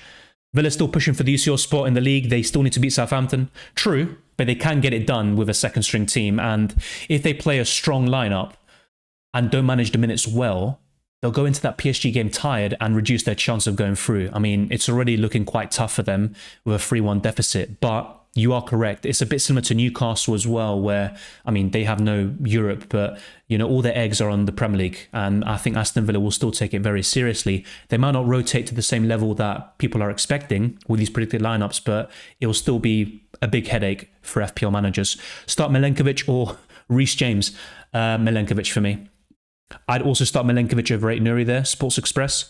Sam says, hi Dylan, start one, Timber or Nico Williams. I don't think Timber starts. I think he has to get rested soon, either in Double Gameweek 33 or against Brentford. I'd start Nico Williams anyway. Nico Williams or Gvardiol? Probably Nico Williams. I think Forest keep a clean sheet. So that's probably what separates the two of them. Mohammed says, Konsa, Gvardiol, Saliba, Saka, Foden start two. I would go for the two attackers, Saka and Foden, despite the fact they aren't fully nailed on. Two defenders or one defender and one mid. Oh, okay. Okay, so I'd start Saka, and I'd personally go for Gvardiol here, but yeah, with Konsa, I'm just... But the Villa lineup is really difficult to predict, in my opinion. If I knew Konsa was starting for sure, I'd lean towards him. So if you have that opinion that Konsa starts, I'd maybe take a punt, but there's not a high ceiling regardless. Start Saka or Savio. This has been asked a lot. I would go for Saka. Sells Gvardiol, Matoma and Kirkes on the bench. Maybe I'd start Matoma instead of Asensio, but feel more confident in Asensio. Worth bench boosting. Yeah, I think Asensio is more likely to start. And Matoma, it's all about the pain barrier. If he overcomes that, then he will be available, according to Ursula. But yeah, I'd take a punt on Asensio. I think Bradley will start one of the next 2 games, but I don't think he starts both. That's my opinion, because he's just coming off the back of an injury. There's no need to really rush him. They can play Jones as a right back or Quansah there. I know it's not ideal, but it's better than just rushing Bradley back and him, you know, kind of aggravating any potential issue. But yeah, I think Bradley's a decent option for the Gameweek 33 bench boost in particular, for those who want to target that Leicester fixture. Andres says, I'm bench boosting this week. Should I keep Elanga or sell to Gibbs, White, Hudson-Odoi? Yeah, Elanga's a difficult one. You probably want to keep him. I think he's better than Gibbs, White and Hudson-Odoi from an FPL perspective. Yeah, I think just to eliminate that kind of concern with the yellow flag, you probably do it. And if I had to pick one, it's probably Gibbs, White, but it's not ideal. Harry says, hey Dylan, start 2 of Konsa, Konate, Gvardiol, Saliba. Currently opting for the former 2. I get that. I'd probably go for Konsa and Gvardiol personally, but for those that have a triple up in Palace who don't want to start Gvardiol, I understand. I really do. You can go for the likes of Saliba and Konsa instead. But yeah, if it's me, I'd probably go for Konsa and Gvardiol. Why is Foden yellow flagged? I think it's just a knock, if I'm not mistaken. There was nothing really said. Let me just quickly get up Guardiola's quotes again. I did actually cover them earlier, but I didn't read out, I think, the second part of that. So just bear with me for a second. Let's see if I can get this up.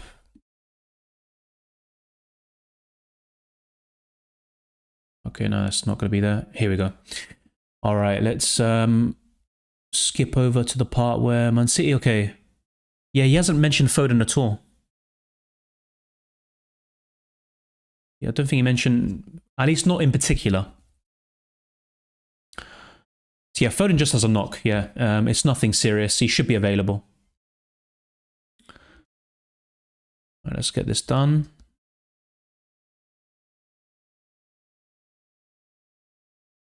Yeah, I think Isak will start both games, as covered at the beginning of the stream, yeah. Saliba or Milenkovic, I would go for Milenkovic there, my G. And I would also start Saka. Start Wanyeri or Saka? Saka, but I think that's a good question. We could see a front line of Sterling, Trossard and Wanyeri again. But I think Saka will start. Yeah, Ezra, it's not a bad idea, but I'd personally go for Saka. If you don't think he starts, then yeah, you can definitely go in a different direction. Yeah, Pep says Foden is a doubt. Yeah, I didn't see that quote on the Premier League website when I was compiling the injury updates. So, yeah, let's see if I can get any quotes by Pep Guardiola. Oh yeah, Phil Foden is in doubt from injury. The rest except Erling, Manu, John, Nathan and the others okay. Okay, so yeah, Foden is a doubt. Thank you for pointing that out, Easy. Gvardiol or Milenkovic? Milenkovic. I've been consistent on that as well. Bench of Rodgers. What? Carell. Lager says Raya, Munoz, Livramento, Gvardiol, Salah, Murphy, Saka, Sarr, Mateta, Marmoush, Isak. Bench for Bruggen, Diaz, Milenkovic, Timber. Bench boost activated. I would consider selling Timber. I know it's not ideal with Arsenal doubling in 33, but I don't think Timber starts the next 3 matches. And I think now is a great time to rest him. You can put Ben White as the right back, and then put Kivior Saliba as the centre-back partnership. Skelly on the left. Yeah, there's no need to really, you know, kind of force Timber through all these games because you've got the double Gameweek in 33, you've got Real Madrid on Wednesday. Yeah, I'd probably adjust that slightly. The rest is looking very solid. Start sells Raya, sells. I've got Saka and Rodgers says, okay, I'm thinking of getting Asensio for Saka this game week and transferring him in again for Murphy for the double. Yeah, I'd do that. I think that's looking good. It's not ideal because you'd just rather have Rodgers from the get-go, but he is a major concern for Gameweek 32 in terms of starting possibilities. Yeah, I think Marlin's decent for this week, but his minutes aren't great. So even if he starts in Gameweek 32, which I think he will, I think he'll be subbed off around 60, 70 minutes. So if I'm being completely honest, if I wanted to buy a Villa midfielder, I'd still probably go Rodgers, also looking at double gimmick 33. But because I'm bench boosting now, it makes things very, very awkward for me. So I might have to maneuver things a little bit and buy Marlon now and then go to Rodgers afterwards. Start one of Solanke, Lacroix or Saliba. I'd go for Lacroix. He's also looking much better now. Gabriel to Timber, gimmick 33. Yeah, in gimmick 33 possibly, especially if Timber gets the rest now against Brentford. But if he doesn't, then I think Timber gets rested either against Crystal Palace or Ipswich Town. I just don't see him starting all of these games despite the machine he has been this season. No, Virat, definitely no. Do you think Neto is starting? No, I think Raya will start. No concerns about Raya.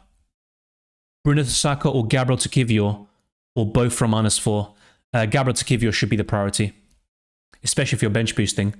Start Milenkovic, Elanga or Cons for Saka. I'd start Saka, but if I had to pick one of those, it'd be Milenkovic. Salah and Van Dijk stay? Yeah. That was also my prediction as I covered earlier, and Trent to leave, but yeah, of course I based it off the information I saw online. Play double Forest defense, Nico and Milenkovic, or play Gvardiol and Williams. I'd probably go double up on the Forest defense, but I think that's a good question. Yeah, John, it could be decent. I'm just not as convinced about the bench boost in 36. There's no guarantee it will be a double. I think it will be, but it's not 100% locked in. Schlotterbeck is out for the season, Virat, but we'll talk about UCL fantasy in the deadline stream on Tuesday. And Musiala is out for 8 weeks, so the answer is no. Jay Braz says, hey Dylan, I have Henderson, Areola, Kirkes, Gvardiol, Livramento, Milenkovic, Saka, Salah, Eze, Sarr, Isak, Strand Larsen, Marmush, and 2 free transfers. Where do I have to improve? Only have triple captain and bench boost. Well, if you're bench boosting this week, which I probably imagine you're not, then you'd have to make quite a few changes to really bolster it. So Areola out for Verbruggen maybe, also moving Kirkes. But yeah, I think with your setup, it's probably best to bench boost in 33. And I'd triple captain now on Isak. With 2 free transfers, I mean, what, you start Henderson now? I think, yeah, Livramento, Milenkovic and Gvardiol, Saka, Salah, Eze, Sarr, Isak, Marmush. So maybe you can do Strand Larsen to... Well, yeah, you don't have Munoz. I'd buy Munoz, if not Mateta, for Strand Larsen. So that's what I'd recommend. One of those transfers to triple up on Palace, triple captain Isak now, and then bench boost in 33. Jeff C says who to start. I'd go for Gvardiol personally, but I've covered that in a lot of detail earlier. And I would go for Debo over Raya. Thank you, Lager. I appreciate it. And all the best of luck for Double Gameweek 33. If I can just... Sorry, Double Gameweek 32. But yeah, 33 as well. Why not? I'm talking about Chelsea Neto. Okay. I mean, I'm not really a big fan of him. I've always said that. Bench boost Raya, Gvardiol, Saka, Nico Williams. Yeah, looks pretty decent. Yeah, I like that. I think Saka will start, by the way, if you are maybe feeling a bit uneasy, but it's not a guarantee, and I'd personally like to see him rested from an Arsenal fan perspective. Bradley or Forest defender for bench boost? Forest defender. Isak triple captain this week? Yes. Just keep it simple there. That's my personal take on it. It might vary for some people watching, depending on their chip strategies, if they have no free here, and if they want a bench boost in 33. Otherwise, I'd triple captain now. Ignacio says, Grande Dylan, ¿cambiarías a Sarr por ese? Si puedes, yo creo que vale la pena. Triple Captain Isak, mejor que Marmush la semana que viene. Sí, para mí es mejor. Start 2 of Marino, Saka, Gvardiol, Rashford, and is Isak triple captain any good? Of course it is. He's number 1 in my captaincy list. He's got 2 home games. He's the best striker in the Premier League on current form. As for the question beforehand, I'd start Saka and I'd probably go Gvardiol, but that's because I think Marino might start in the midfield. He's a very good option, to be fair. Yeah, I think Saka starts. I would start Palmer over Saka this week. But for Gameweek 33, my plan is to move Palmer on to Saka. Bench of Areola, Kirkes, Gabriel, 2 free transfers, 0.1 million. Make changes and use bench boost. Well, yeah, you might need a -4 potentially. I mean, Kirkes is all right. I don't really mind him. It's just Areola and Gabriel. So maybe you can do Gabriel to Kivior and then Areola to Verbruggen. I think that's a pretty decent set of transfers. Gabriel to Kivior says Femi to bench with Konsa and Foden on my bench, and they might not start or wait till Game Week 33. Maybe wait until 33 if you're benching them anyway. For some Chris Wood minutes, I think they will be managed if he is ready to start, that is. And that isn't a guarantee. No early team news as far as I'm aware. If you see anything, then let me know and we will go through it. Thank you, Jbraz. ¿Usarías triple captain o bench boost con este equipo? Dice Carlos. Sí, es una buena pregunta.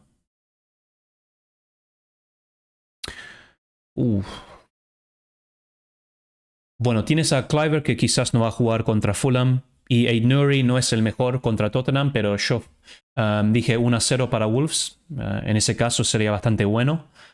Konsa no sé si va a jugar. Así que hay dudas con el equipo.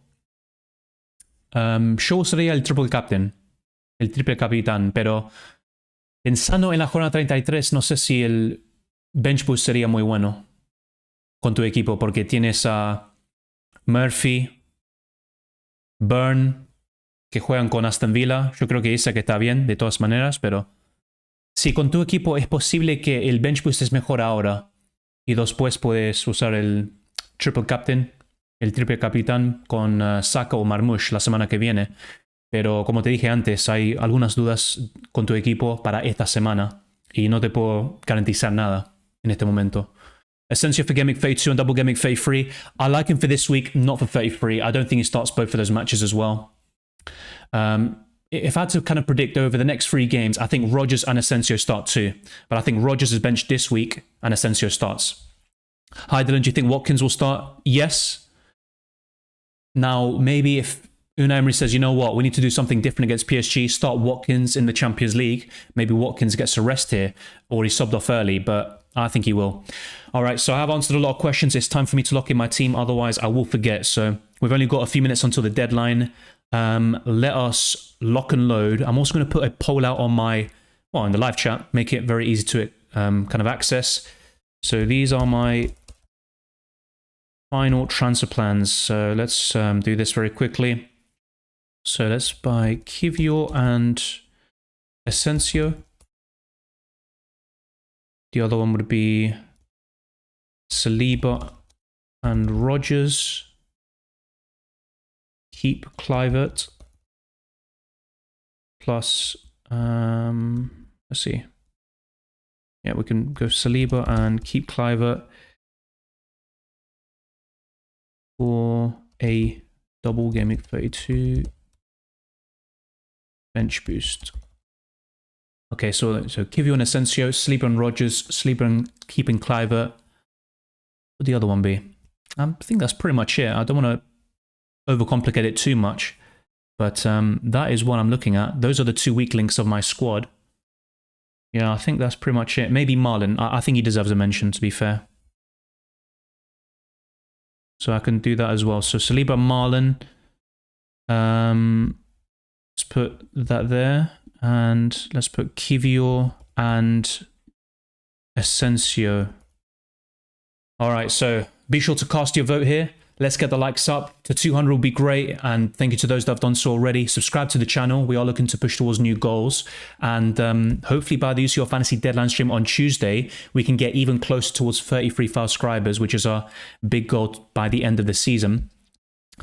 And check out all the links in the description below. The Patreon, the championships, if you want to support the channel even further, the Discord server, FPL League, Spotify. There's also my X, Instagram, and Blue Sky. So there's a lot of different ways to communicate and also become a part of the community. I'm going to go through the super chat quickly and then just go back to my team and lock things in. So thank you, Paredes, once again. I have to sell one of Eze, Sarr, or Mateta next game week. Who would you opt for and for who? It would be Sarr out for Sarr out for Rodgers.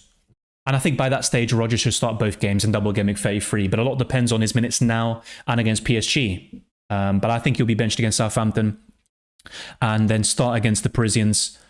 And then, yeah, I think Rodgers is indestructible. He'll start the other games quite comfortably. So, yeah, the answer is Sarr out to Rodgers in double game week 33. So, let's see. Saliba and Rodgers is winning this vote. Interesting. Interesting. I mean, long term, that is what I wanted to do. I discussed it in my team selection as well. I just don't like the minutes concern I've got with Morgan Rogers this week, and I'm bench boosting, so it might weaken my bench boost overall, which I'm not a big fan of.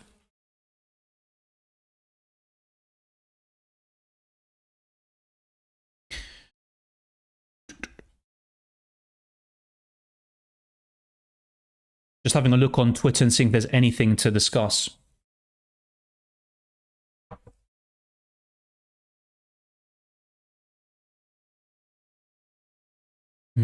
Yeah, and there's nothing on X as far as I'm aware.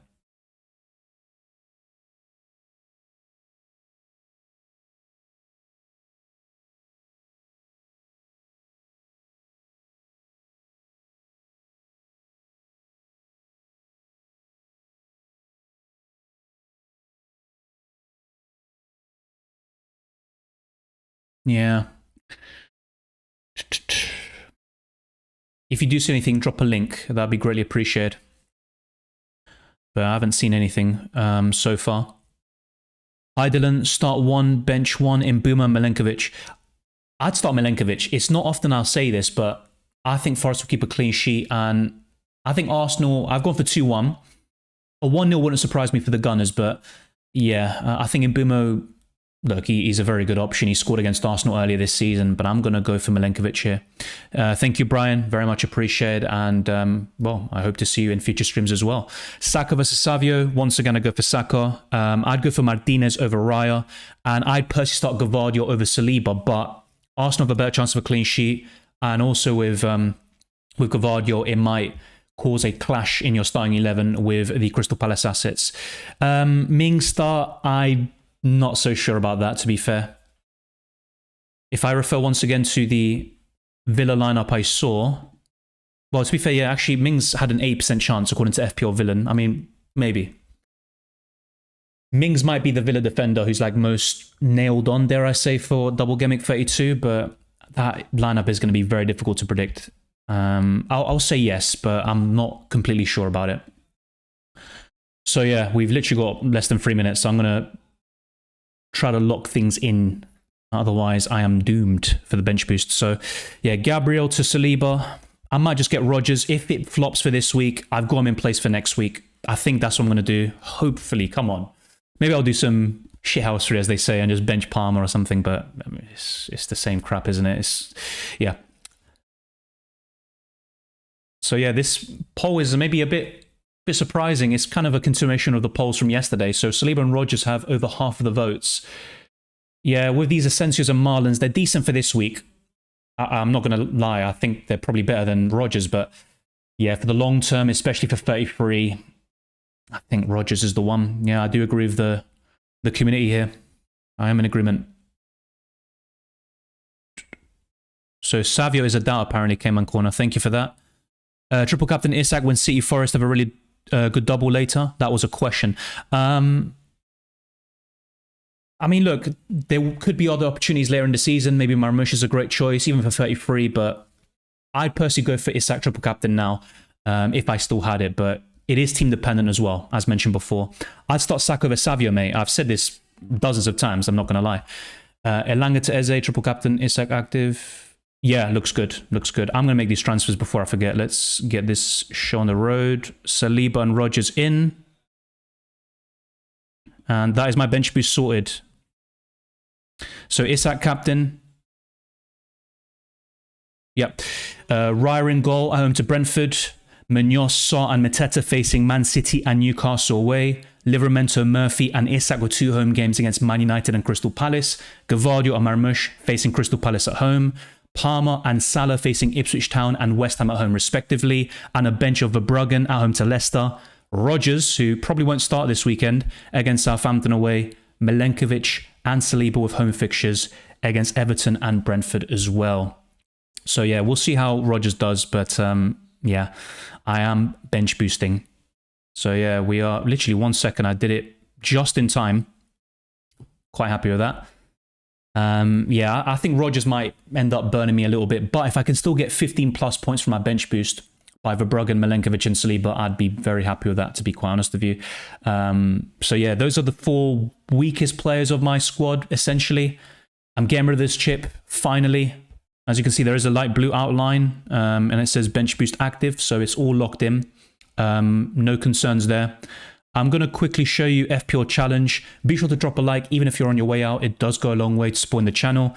And I don't want to jinx it, but it has gone quite smoothly. The internet is probably much better than it is at home even, but let's not jinx ourselves, yeah? I do have this kind of knack of, jinxing things. Mufa, as they say in Argentina. Mufasa. But let's go now to FPL challenge for a little bit. So, boring, I know, but I've gone for Pope, Munoz, Livramento, Eze, Salah, Mateta, and Isak captain. I might go a little bit different here with the captaincy and go for one of Mateta or Eze. But yeah, I'm kind of just targeting the doublers, basically. Murphy is a shout over Salah. Yeah, might just do that. But I also want a little bit of variance, so at least someone who's not from Newcastle or Crystal Palace. I am rolling over 20 seconds, says Juniper. Okay, well, let's see. Let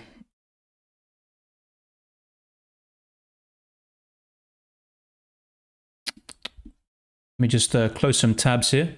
Let's make sure that things go quite smoothly from now until the end. All right, yeah, that should be good.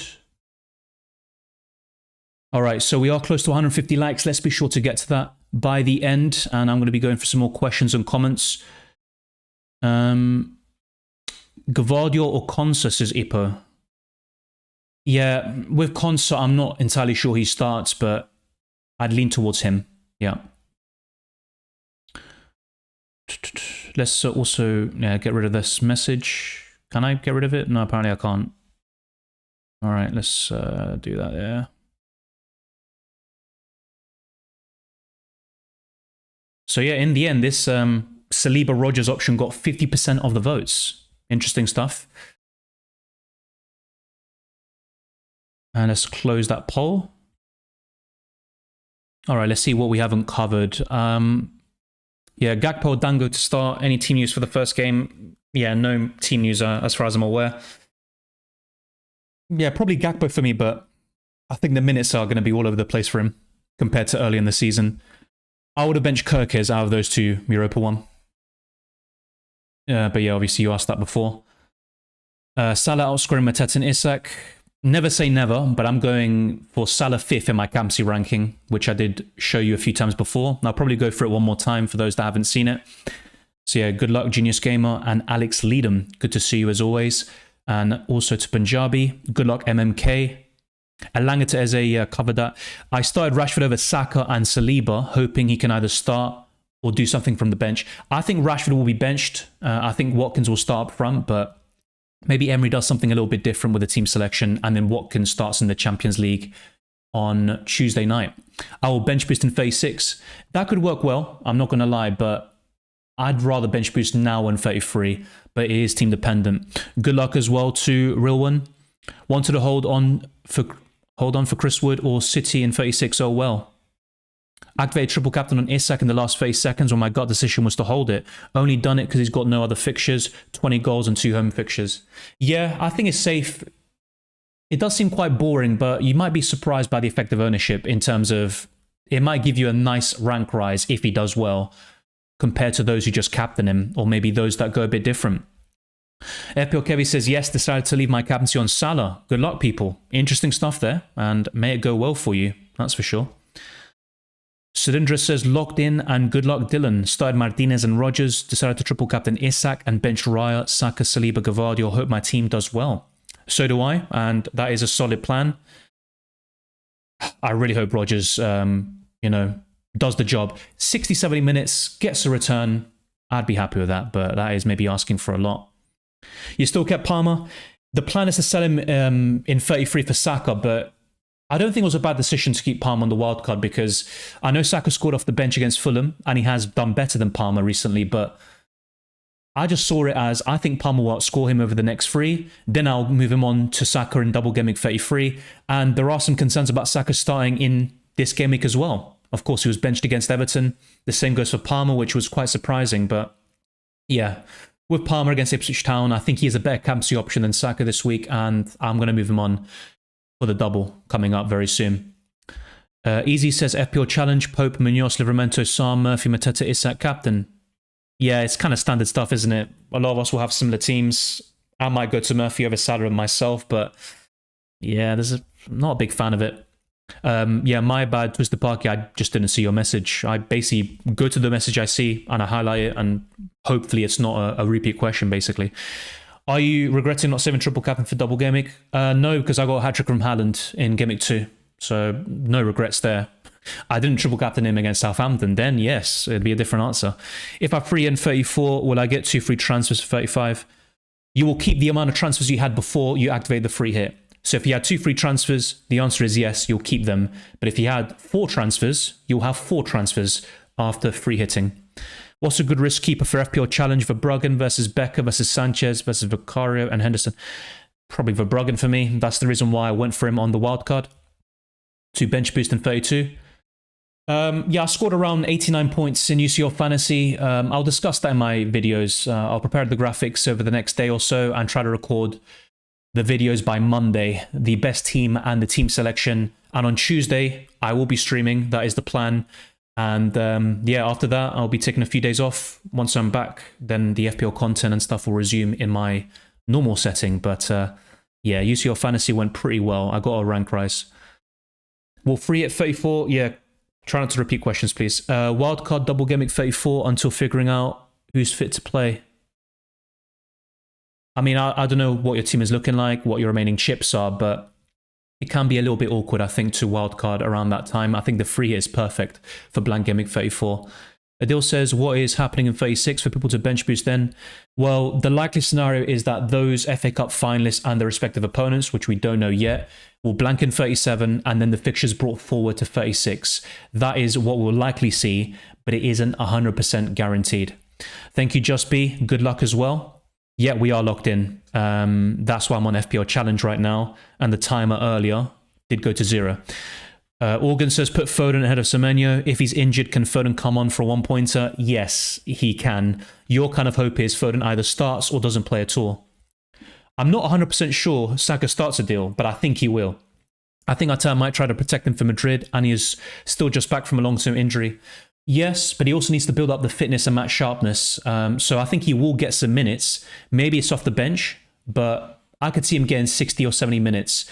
Now, if I had Saka myself, it would be a conundrum, but I'm bench boosting anyway, so I think he'd just be there anyway. I wouldn't sell him, and I've got him in time for double gaming 33, but my plan is to buy him for Palmer, because obviously I don't have him just yet. I started Verbruggen and Gavardio, says Twisted Parky, Munoz and Burn, and bench Saliba and Raya and Aina. Yeah, makes sense. I mean, if it wasn't for Aina, that could be bench boostable, you could say, but I'm not sure who your other player is. Wouldn't be surprised if Arteta benches Saka, to be honest. Although Brentford is a tough game, we have Wanyeri, and he might save Saka for Madrid. Yeah, I think a logical prediction for the Arsenal lineup is to go for Sterling on the left, Trossard down the middle, and then Wanyeri on the right, Marino in the midfield, rest Declan Rice, have him on the bench, same with Saka. I could see that happening, don't get me wrong, but I don't know why. I just got a sneaky feeling Saka will get good minutes. But yeah, the logical thing is for him to come off the bench. I'm not going to deny that. I started Saka over Gibbs White. Am I cooked? Not necessarily. Thank you, FPL Diamond. Yeah, I did have a haircut recently. It was actually before my last stream. Was it? Was it? Yeah, I'd like to think so. I think it was last Friday. I think. So yeah, very recently. The reason why I started Gavardio over Saliba is because I have Raya in goal. Yeah, I get that. Trying to diversify your defense. And also, I think he's got more attacking threat than Saliba. Just the Parky says, I just wasn't sure if I wanted to bring in Rodgers or someone for Cliver or Diaz or someone for Aina. I went Rodgers. Yeah, Rodgers doesn't look great this week, but what I like about him is double gimmick 33. So that's why I sold Cliver, got rid of the headache. I don't want to manifest it, but imagine Cliver plays, he scores, and Rodgers is benched. I'm going to kick myself, I think, because that will ruin the bench boost slightly. So hopefully that doesn't happen. It probably will. Nicely done by Easy. We will talk about UCL Fantasy very soon. But yeah, like I said, I haven't recorded the videos yet. Either tomorrow or Monday, I will record 2 videos. And then, yeah, the Tuesday deadline stream as usual. Pretty much the same hours and stuff. That's the plan. But yeah, it should be good. Let's Talk Vinyl says, hi Dylan, in challenge you can have more than 3 players from the same team. Yeah, I know that. I'm aware.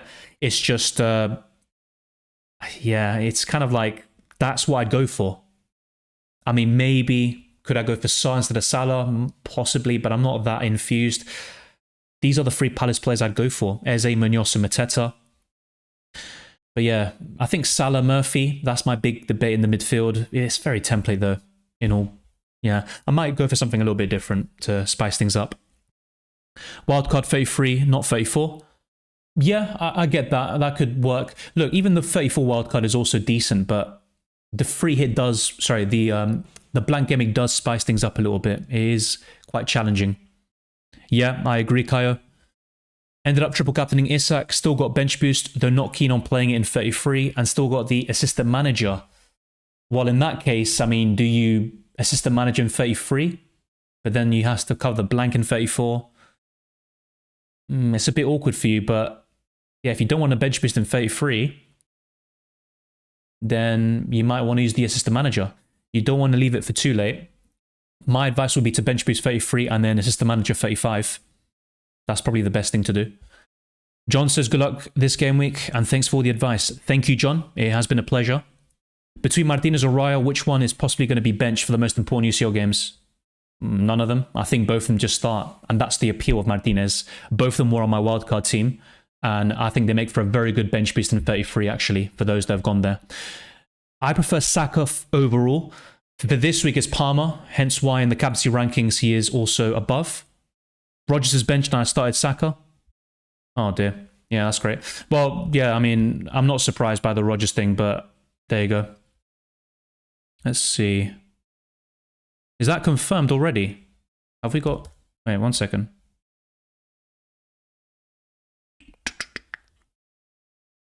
No, there's still a way to go for the lineups, but maybe there is a reliable source that said it. But we do have the Man City lineup, right? We will get it in 5 minutes, I think, or 3 minutes. Okay. So I might cover that fairly quickly and then call it a day. Thoughts on Aina to Bradley next week? Using bench boost, he has a decent fixture against Leicester. It's not a decent fixture, it's a great fixture, especially if Van Nistelrooy is still in charge. Yeah, I think that's a good acquisition. His minutes could be managed, though, over the next couple. So it wouldn't surprise me to see him benched against West Ham, which could put people off from buying him in the first place. But yeah, I think he'll start against Leicester. Oh, okay. No, I bench Rodgers and start Saka for my team. Okay. It's just I'm fearing the worst of Rodgers, to be honest. But yeah. Adil says, thanks for the info about the FA Cup finalists, because that's given me something to think about for my bench boost now. In Game Week 33, I currently have triple Newcastle on my bench versus Villa away. Same here, which is why when I was looking at the bench boost for 32 or 33, I found myself gravitating towards 32. It doesn't look as appealing now because of the injuries and rotation risks with Rodgers, Konsa, Bukayo Saka, who I don't have, Justin Kluivert, who I kept on the wild card. So yeah, there are some concerns with it, but I'm still quite happy overall. As Arsenal fans, are Arsenal for UCL Champions League trophies only a dream or reality? Look, I think anyone who reaches the quarterfinal stage has a chance, and I think Arsenal have a good team, but I've said all season, I mean, imagine the level Arsenal would reach if they had a top quality striker who buries those chances. I think Arsenal, would win the Premier League, if I'm being honest, and they would go far in all the competitions. But look, Arsenal have given themselves a great platform, but it's not over yet. Real Madrid at the Bernabeu, with the pressure from the fans, I think the referees as well, and also the quality of players, most importantly, it's going to be very difficult to sustain that 3-0 lead. I think Madrid will score for the first time ever against Arsenal, and then it's going to be a rocky ride, but they've got the defence, I think, to handle it. I think Arteta gets the tactics spot on in most big games. So yeah, we'll see what happens. But if Arsenal go through, they've got a chance for sure. Thoughts on Salah and Van Dijk signing new contracts? Not surprised. I've said that for the last couple of months. I thought Trent would leave. Of course, at the beginning of the season, I was quite surprised to see Trent, so heavily linked to Madrid. But then it just became very apparent that he is going to leave. With Salah and Van Dijk, I never got that impression. Was tempted for Diaz for Bruno this game week instead of Rodgers. Ended up rolling, says Pratic. Well, all the best. I think Diaz has been in great form, to be fair. But I think Rodgers is the one you probably want anyway for Double Gameweek 33. Easy says, if Arsenal win the Champions League, Arsenal invincible, Premier League title win, or win this Champions League victory, which is more emotional for fans like you? Going unbeaten, it's just a unique record. You know, to have a gold Premier League trophy, it's people like to belittle it, but no one's done it. You know, Man City, for as much money they've spent and the great teams they've had, and they probably are the best Premier League team of all time, they haven't been able to do it. Liverpool, they were so close. They lost to Watford of all teams. It's difficult to sustain that level and not be beaten. You go away to Old Trafford, who back in the day, you know, they were one of the best teams in the world. So yeah, I think it's a great achievement. In terms of what's more emotional, probably the Champions League, because it's, you know, Arsenal should have a few Champions Leagues, at least one for a club of their stature. And they've had a lot of great European nights, but they haven't been able to go over the line there. So it would be a relief. And also, rival fans can't really chat crap anymore. They would only say, oh, we've got more maybe in some cases, but I don't give a crap. I mean, let's give it time. But yeah, in terms of emotional, I was only like 5 years old when Arsenal won the Premier League title and went invincible. But I do remember going to the parade. It was a great time. I remember moments of it, but it has to be the Champions League in terms of what's more emotional. But both are great achievements. Yeah, Dale, yeah, I get that. Kaio says, thank you for your kindness and help. I wish you a happy holiday without FPL trolls. Thank you, Kaio. Yeah, I'll still be recording stuff, but of course, it's going to be a little bit, you know what I mean? Foden not in the squad, Rico Lewis starts. So yeah, let's get into the lineup. No Phil Foden, that is the big thing. So yeah, let's discuss that now. Let's see. All right, let me just bring up Man City's first, and then Crystal Palace, and then we will be drawing things to a close. So here we go.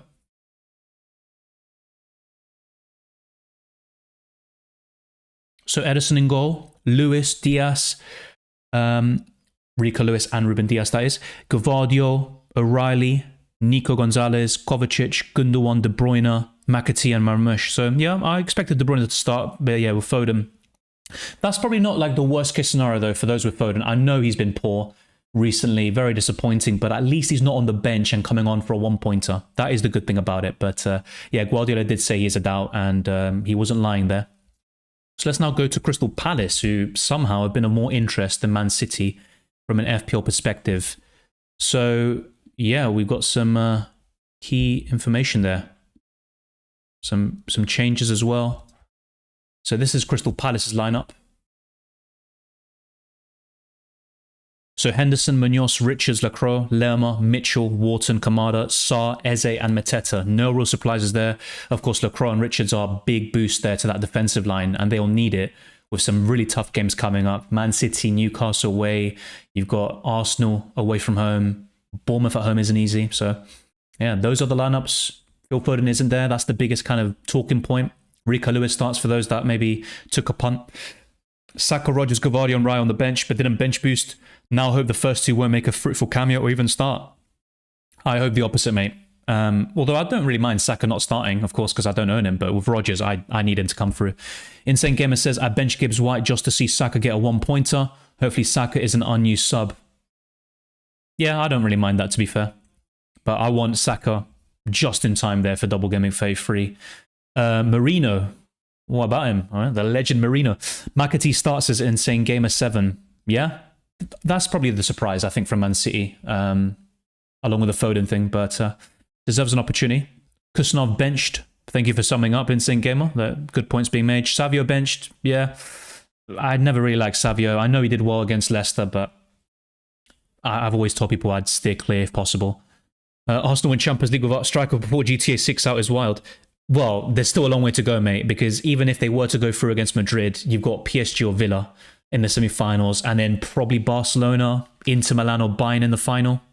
Yeah, it's not looking that promising, but never say never. Would you use 2 free transfers to get a decent bench boost in 33 or hold off until 36? I'd use 2 free transfers and use in 33 if possible. So yeah, thank you Chase as well and everyone else for pointing out the lineups. Hopefully Roger starts later, yes. But yeah, let's not be too deluded. I have my AM chip active. Do you recommend taking a -4 hit to go from Eddie Howe to Arteta in 33? Yeah, I think with the double game, it makes sense. I think Arteta will outscore Howe by 4 points or more, but I don't see like a massive gain. I could be wrong about that, and hopefully I am. But I'd probably take the hit, yeah. Any possible further wobble from Liverpool? They're winning the league. Don't how do I say this? Get hopeful of a title race in the Premier League. It has been long done, in my opinion. I think if Arsenal signed a striker, even with all the injuries, I think they would have had a chance and still been competitive. But yeah, a lot of different things have happened. It was quite clear, I think, from quite an early stage that it's not Arsenal's season in the Prem, but maybe it is in the Champions League. Hopefully it is, but we'll see. City 2, Palace 1 says Twisted Parky. With Gay out. Brighton 4, Leicester 0. Forest 1, Everton 1. Southampton 0, Villa 3. Arsenal 2, Brentford 1. Chelsea 2, Ipswich Town 0. Maybe Ipswich score. Yeah, I get that. Liverpool 3, West Ham 0. And Wolves 2, Spurs 1. Newcastle 2, United 0. Bournemouth and Fulham 1-1. I think some of these are pretty much identical. You'll see them again very soon. But might change on the lineups, especially Brighton. I get that. I usually do it for UCL Fantasy as well with Predict 6, which I also did fairly decent in. Guardiola going crazy, says Badder. Yeah, but then again, I mean, they've got nothing to play for, you could say. I think they'll still get top 5. Thank you, Adil. Also enjoy the rest of your weekend. Thank you, Dylan. All the best to you too. Thank you, Pratik. As an Arsenal fan, will you take UCL trophy this year or the Prem next year? One of the two. UCL. Because Arsenal never won it, and I think Arsenal need to win the Champions League. It's by far the biggest club that haven't won it, and it easily cements them as one of the biggest clubs in the world. And in England, they're the 3rd biggest, so yeah, it has to be the Champions League. But why not both? Why not both? Champions League this year, Premier League the next, but it's difficult. It's not going to be easy. Imagine PSG win Champions League with unbeaten league and record this season. It would be impressive. I mean, look, they are basically like Man City, but they've got a more youthful squad now. I get it, but yeah, I think once a team becomes so successful and they win everything, then people start to hate them. So it might be a similar story. People used to like Man City or not really mind them so much, but now they kind of hate them. Might be a similar story with PSG if they win the Champions League. Ignacio says, Grande Dylan, triple captain para Isaac. Ahora pensar en la Champions League. ¿Qué previsión tienes? ¿Quién pasa a semifinales? Y no quiero mufar a Arsenal, pero está en una muy buena posición. En este momento Arsenal es el favorito, pero para mí Madrid no está muerto. Paris Saint-Germain, Barcelona seguramente van a llegar a la semifinal y Inter Milán tiene muy buena chance contra Bayern Múnich, pero también los alemanes son muy buenos, pero yo creo que Inter Milán es un poquito mejor y 2-1 en el primer partido está muy bien, así que sí, para mí Inter Milán, Barcelona, Paris Saint-Germain y ojalá que Arsenal. Ojalá. Great Phil Foden not starting and coming on for 1-pointer. Semenyo comes in for me. Yeah, like I said, it's not too shabby. Confirm Man United go to my country against... Is that Arsenal? All start... Oh, sorry. That's probably not Arsenal. 28th of May, 3 days after the Premier League is over. Seems a bit too soon, though. At least give it a bit more time, but there you go. I mean, at least you have something to look forward to. So yeah, that is my final squad. Oh no, it isn't, because otherwise I'd be absolutely messed up. This is my squad. I bought in Rodgers for Kluivert. Not ideal for this week, but there you go. And Saliba replaces Gabriel Magalhaes. So that is my bench boost squad. Isak captain. Template. Hopefully it goes well.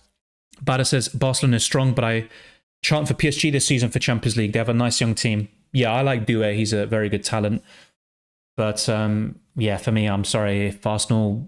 It's just Arsenal or nothing, but I get it. You might have some preferences in general. Barcelona play great football in general. They always have, but I don't know. There's a bit of history there with Arsenal-Barcelona. My dream scenario is final Arsenal-Barcelona. Arsenal get revenge. And there you go. I'll be a happy man. If Arsenal get ahead of Real Madrid, who would you rather face, Aston Villa or PSG? Both will be tough. With Villa, you've got the Unai Emery factor. He seems so riled up to get one over Arsenal. And he's got a decent record against them. Arsenal beat PSG earlier this season, but I also think PSG have grown you know, over the last couple of months. And Arsenal have maybe regressed, actually. They were looking more solid at the beginning. Just whoever it may be. There was this debate about Atletico or Real Madrid, and I said from a stylistic point of view, I think Real Madrid might be better for Arsenal because they really struggle against low to mid blocks.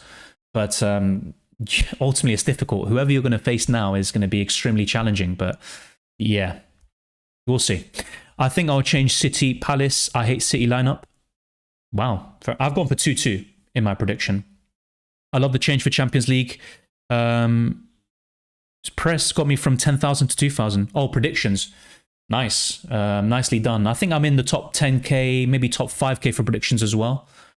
Yeah, I wasn't liking it, but once I realized I was getting some points, it was looking good. But one thing I noticed is there were some questions like, will Rafinha get an assist? And he got 2, by the way. And I said yes. And it says, no, you got the wrong answer because he didn't get one. So I'm not sure if they've changed that now.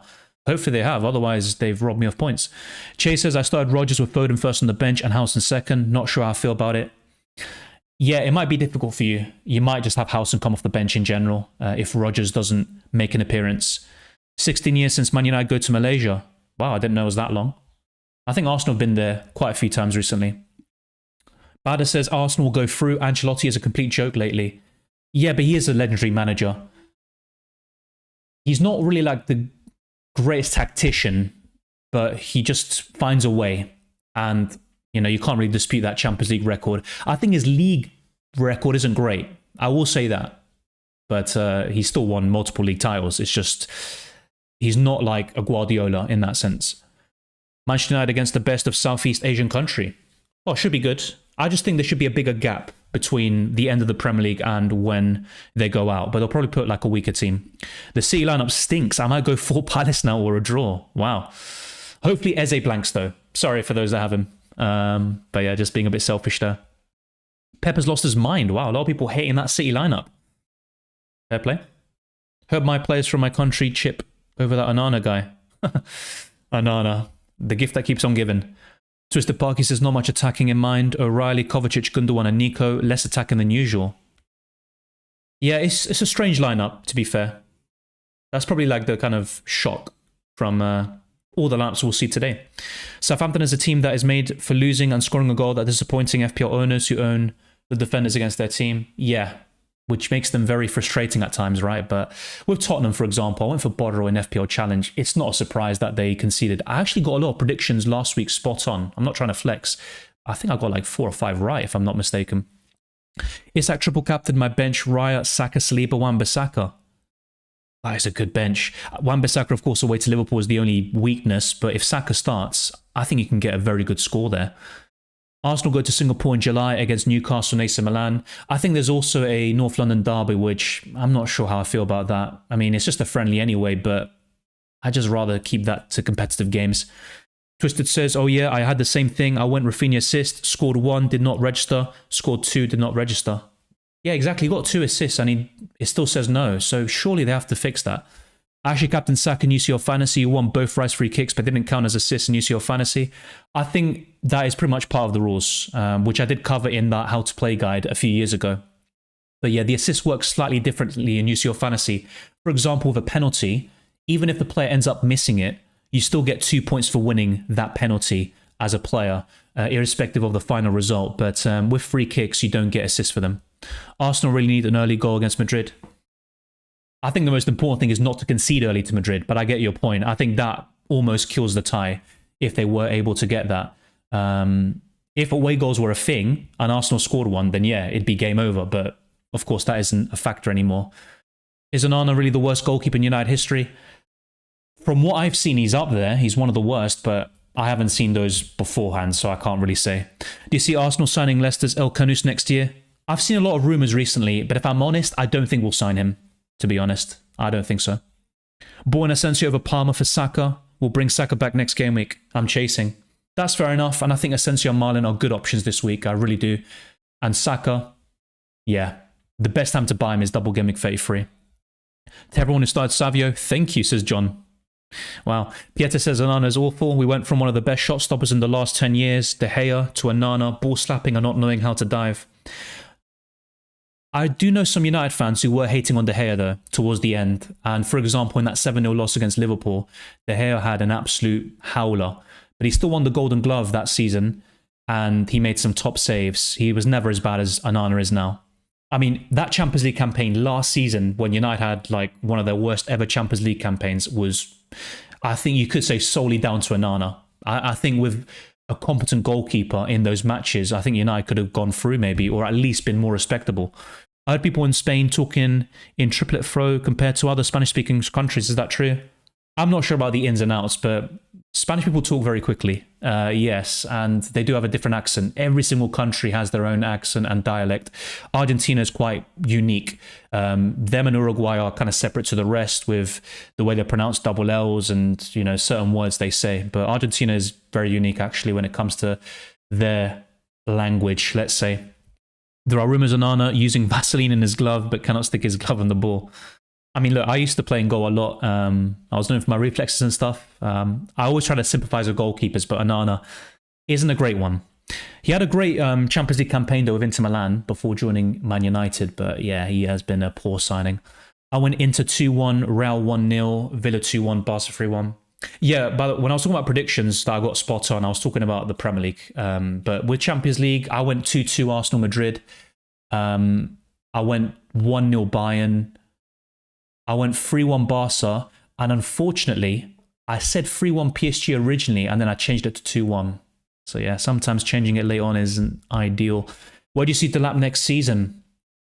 Chelsea or Man United, maybe? I mean, difficult to say. I was done with Onana after those UCL matches last season, and that was early in his career, so that wasn't a great start, to say the least. I want Klopp in Real next season, but Alonso is closer. No, I think Alonso will be signed. According to Fabrizio Romano, he is first, second, third choice. So yeah, they're quite keen on him. But look, it's not just about who's the better manager, it's about who's the better fit. So Alonso might do really well at Real Madrid, but I think Ancelotti is a better manager. He's one of the greats. And I do think Alonso has had a pretty underwhelming campaign this season, but what he did last year was phenomenal. I remember the feeling when we got promotion. Did you break anything when Arsenal smashed Real? I didn't break anything. I was just in shock. When Rice scored both goals, instead of like screaming like I usually do, I was like just shell-shocked. So I just enjoyed the moment. It was like being on cloud 9. The last time I felt like that was probably when Argentina went 2-0 up in the World Cup final against France, because you feel like, wow, you're on top of the world. But yeah, things can change very quickly. What's Liverpool's most difficult remaining match? Any remote chance dropping points in the challenge to continue? Yeah, as I mentioned before, there's no chance of Liverpool not winning the league now. Like, there's only a handful of games left, and the deficit is too big. So, yeah. I mean, that Everton penalty decision, does that maybe change things a little bit? Maybe, but either way, like, I think Arsenal have been hard done by some decisions this season with the injuries and suspensions, but ultimately, if you look at who deserves to win the league, Liverpool do, and they've been more consistent. They've won more games. Arsenal have drawn too many. So there's a lot of different factors, not signing a striker, poor transfer window. But in the end, yeah, I think Liverpool will win it. And I just don't see anything. Their most difficult game remaining is Arsenal at home.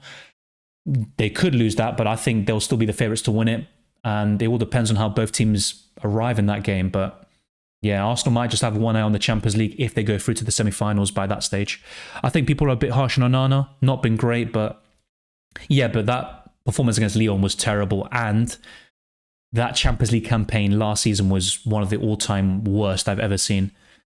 Not as a main striker, to be honest. I think Arsenal need a top-quality striker like a Isak, a Gyökeres, you know, proven goal scorer who can score 20, 30 league goals. That's what Arsenal, I think, need to go to the next level. Delap could be a decent like backup striker, start every few games here and there, but no, not for me. Wait until Man United burn Onana shirts if you do the same mistake against Lyon. I think United will go through, to be fair. He was much better at Inter Milan. Maybe it's not Onana, it's United. You still have to attribute some blame to Onana, though, because some of them are just big individual mistakes. It's not like a tactical thing with an outfield player. Wirtz to City and Cunha to Newcastle rumours, ideas? Yeah, Wirtz has been heavily linked to Man City, especially after Musiala signed that contract extension. But with Cunha to Newcastle, that'd be a good signing. But yeah, I think Cunha's been linked to Aston Villa as well. I don't see Cunha going to Arsenal, personally. I think that was more of a January thing. Yeah, I know you were referring to the fans, but yeah, it's yeah, I think Man United will go through regardless. But thank you to everyone who's been tuning in. We've got quite a lot of people still watching, which is great to see. I hope you enjoyed the stream. Of course, it was obviously done a little bit later, but still got over 2 hours in. So it has been a blast. And the internet's been good for the most part. Hopefully we get the same thing happen on Tuesday. The plan is to do a UCL Fantasy deadline stream there. An hour and a half, maybe 2 hours before the deadline, depending on circumstances. And I'll try to record 2 videos. The best team for match day 14, so combining the Limitless and the wildcard squads into one video, and my own team selection. And in terms of the best wildcard squad for FPL, and also the team selection for that, that will be recorded when I'm back. So next Thursday and Friday, that is the plan. So you will still have a lot of content for both fantasy formats, even while I'm on holiday. And of course, I've been uploading every single day recently, but of course, things will calm down a little bit now. I hope you do understand that and appreciate it. And thank you to those that voted in the poll. Almost half of you went for Saliba and Rodgers, which were my final transfers in the end. Hopefully Rodgers starts and we can get off to a very solid bench boost. If you haven't already, smash the like button and subscribe to the channel if you enjoy the content. And also hit that notification bell so you can be informed of all my live streams and videos for FPL and UCL Fantasy. Follow me on X, Instagram and Blue Sky, Dylan RCM, and check all the links in the description for my Patreon and the championships, for early access to my videos, amongst many other perks. The Discord server, FPL League and Spotify can also be found in the description. And let's see what the final questions and comments are. Foden and Savio not even in the team. Yep, and some surprise inclusions like McAtee. O'Reilly not so much, but it does seem like a very strange 11, to be fair, on the face of it. I was cooking Rogan Josh while watching Arsenal, says Twisted Parky. I was just fully focused on the Arsenal game, to be fair, but yeah, it was a madness. Hello, Dylan. Hope you're having a nice day and game week. What are your price predictions next season for Salah, Haaland and Palmer? Well, I think Palmer will still be around the 11 million mark, but of course, this has been an underwhelming season. I did say in the last campaign that, look, he's doing brilliantly, but he's also had a lot of penalties. I think he had 10. You're not going to see that very often, but yeah, I think Palmer 11 million, Erling Haaland 13 to 13.5, and I think Salah will be 14 million. Would you like to see Chelsea, City or Newcastle in that fourth spot?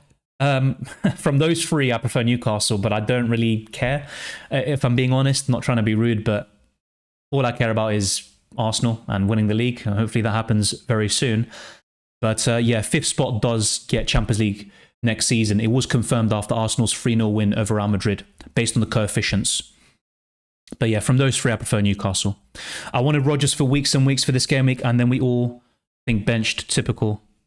Yeah, and of course we missed the big returns against Brighton and Nottingham Forest, which is a shame. Yeah, that's the thing though. I think next week he'll start both matches, and he's a great option there. Thank you, Bada. Cheers as well. Rice, I think Arsenal's best transfer in the last 2-3 years. I mean, look, during Timber, when I saw him in pre-season last year, I was saying, you know what, this is going to be the best signing for Arsenal.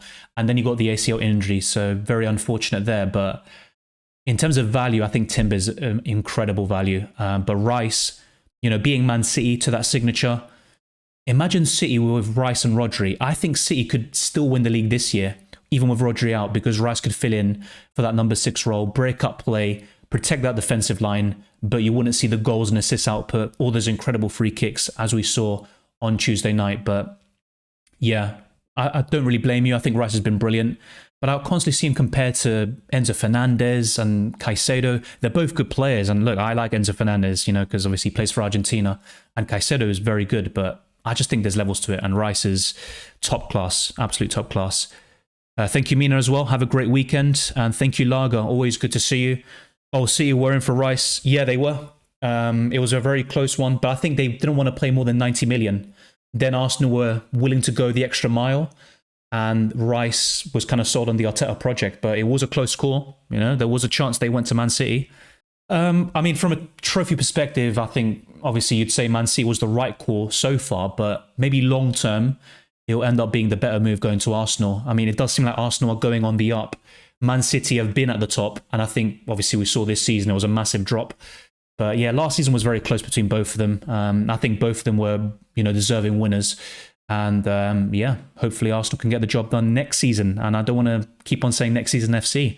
I want to do it now. Rice is better than both. Yeah, look, they're different players. I think Enzo's more of like a number 8. He's like a controller. I think Caicedo, he breaks up play as well. I think Rice can do both roles very well, but of course Enzo is a better passer and creator. But yeah, for me, Rice is the better one. Mbappe thing, etc. still pisses me off. No punishment. Oh, is it with PSG?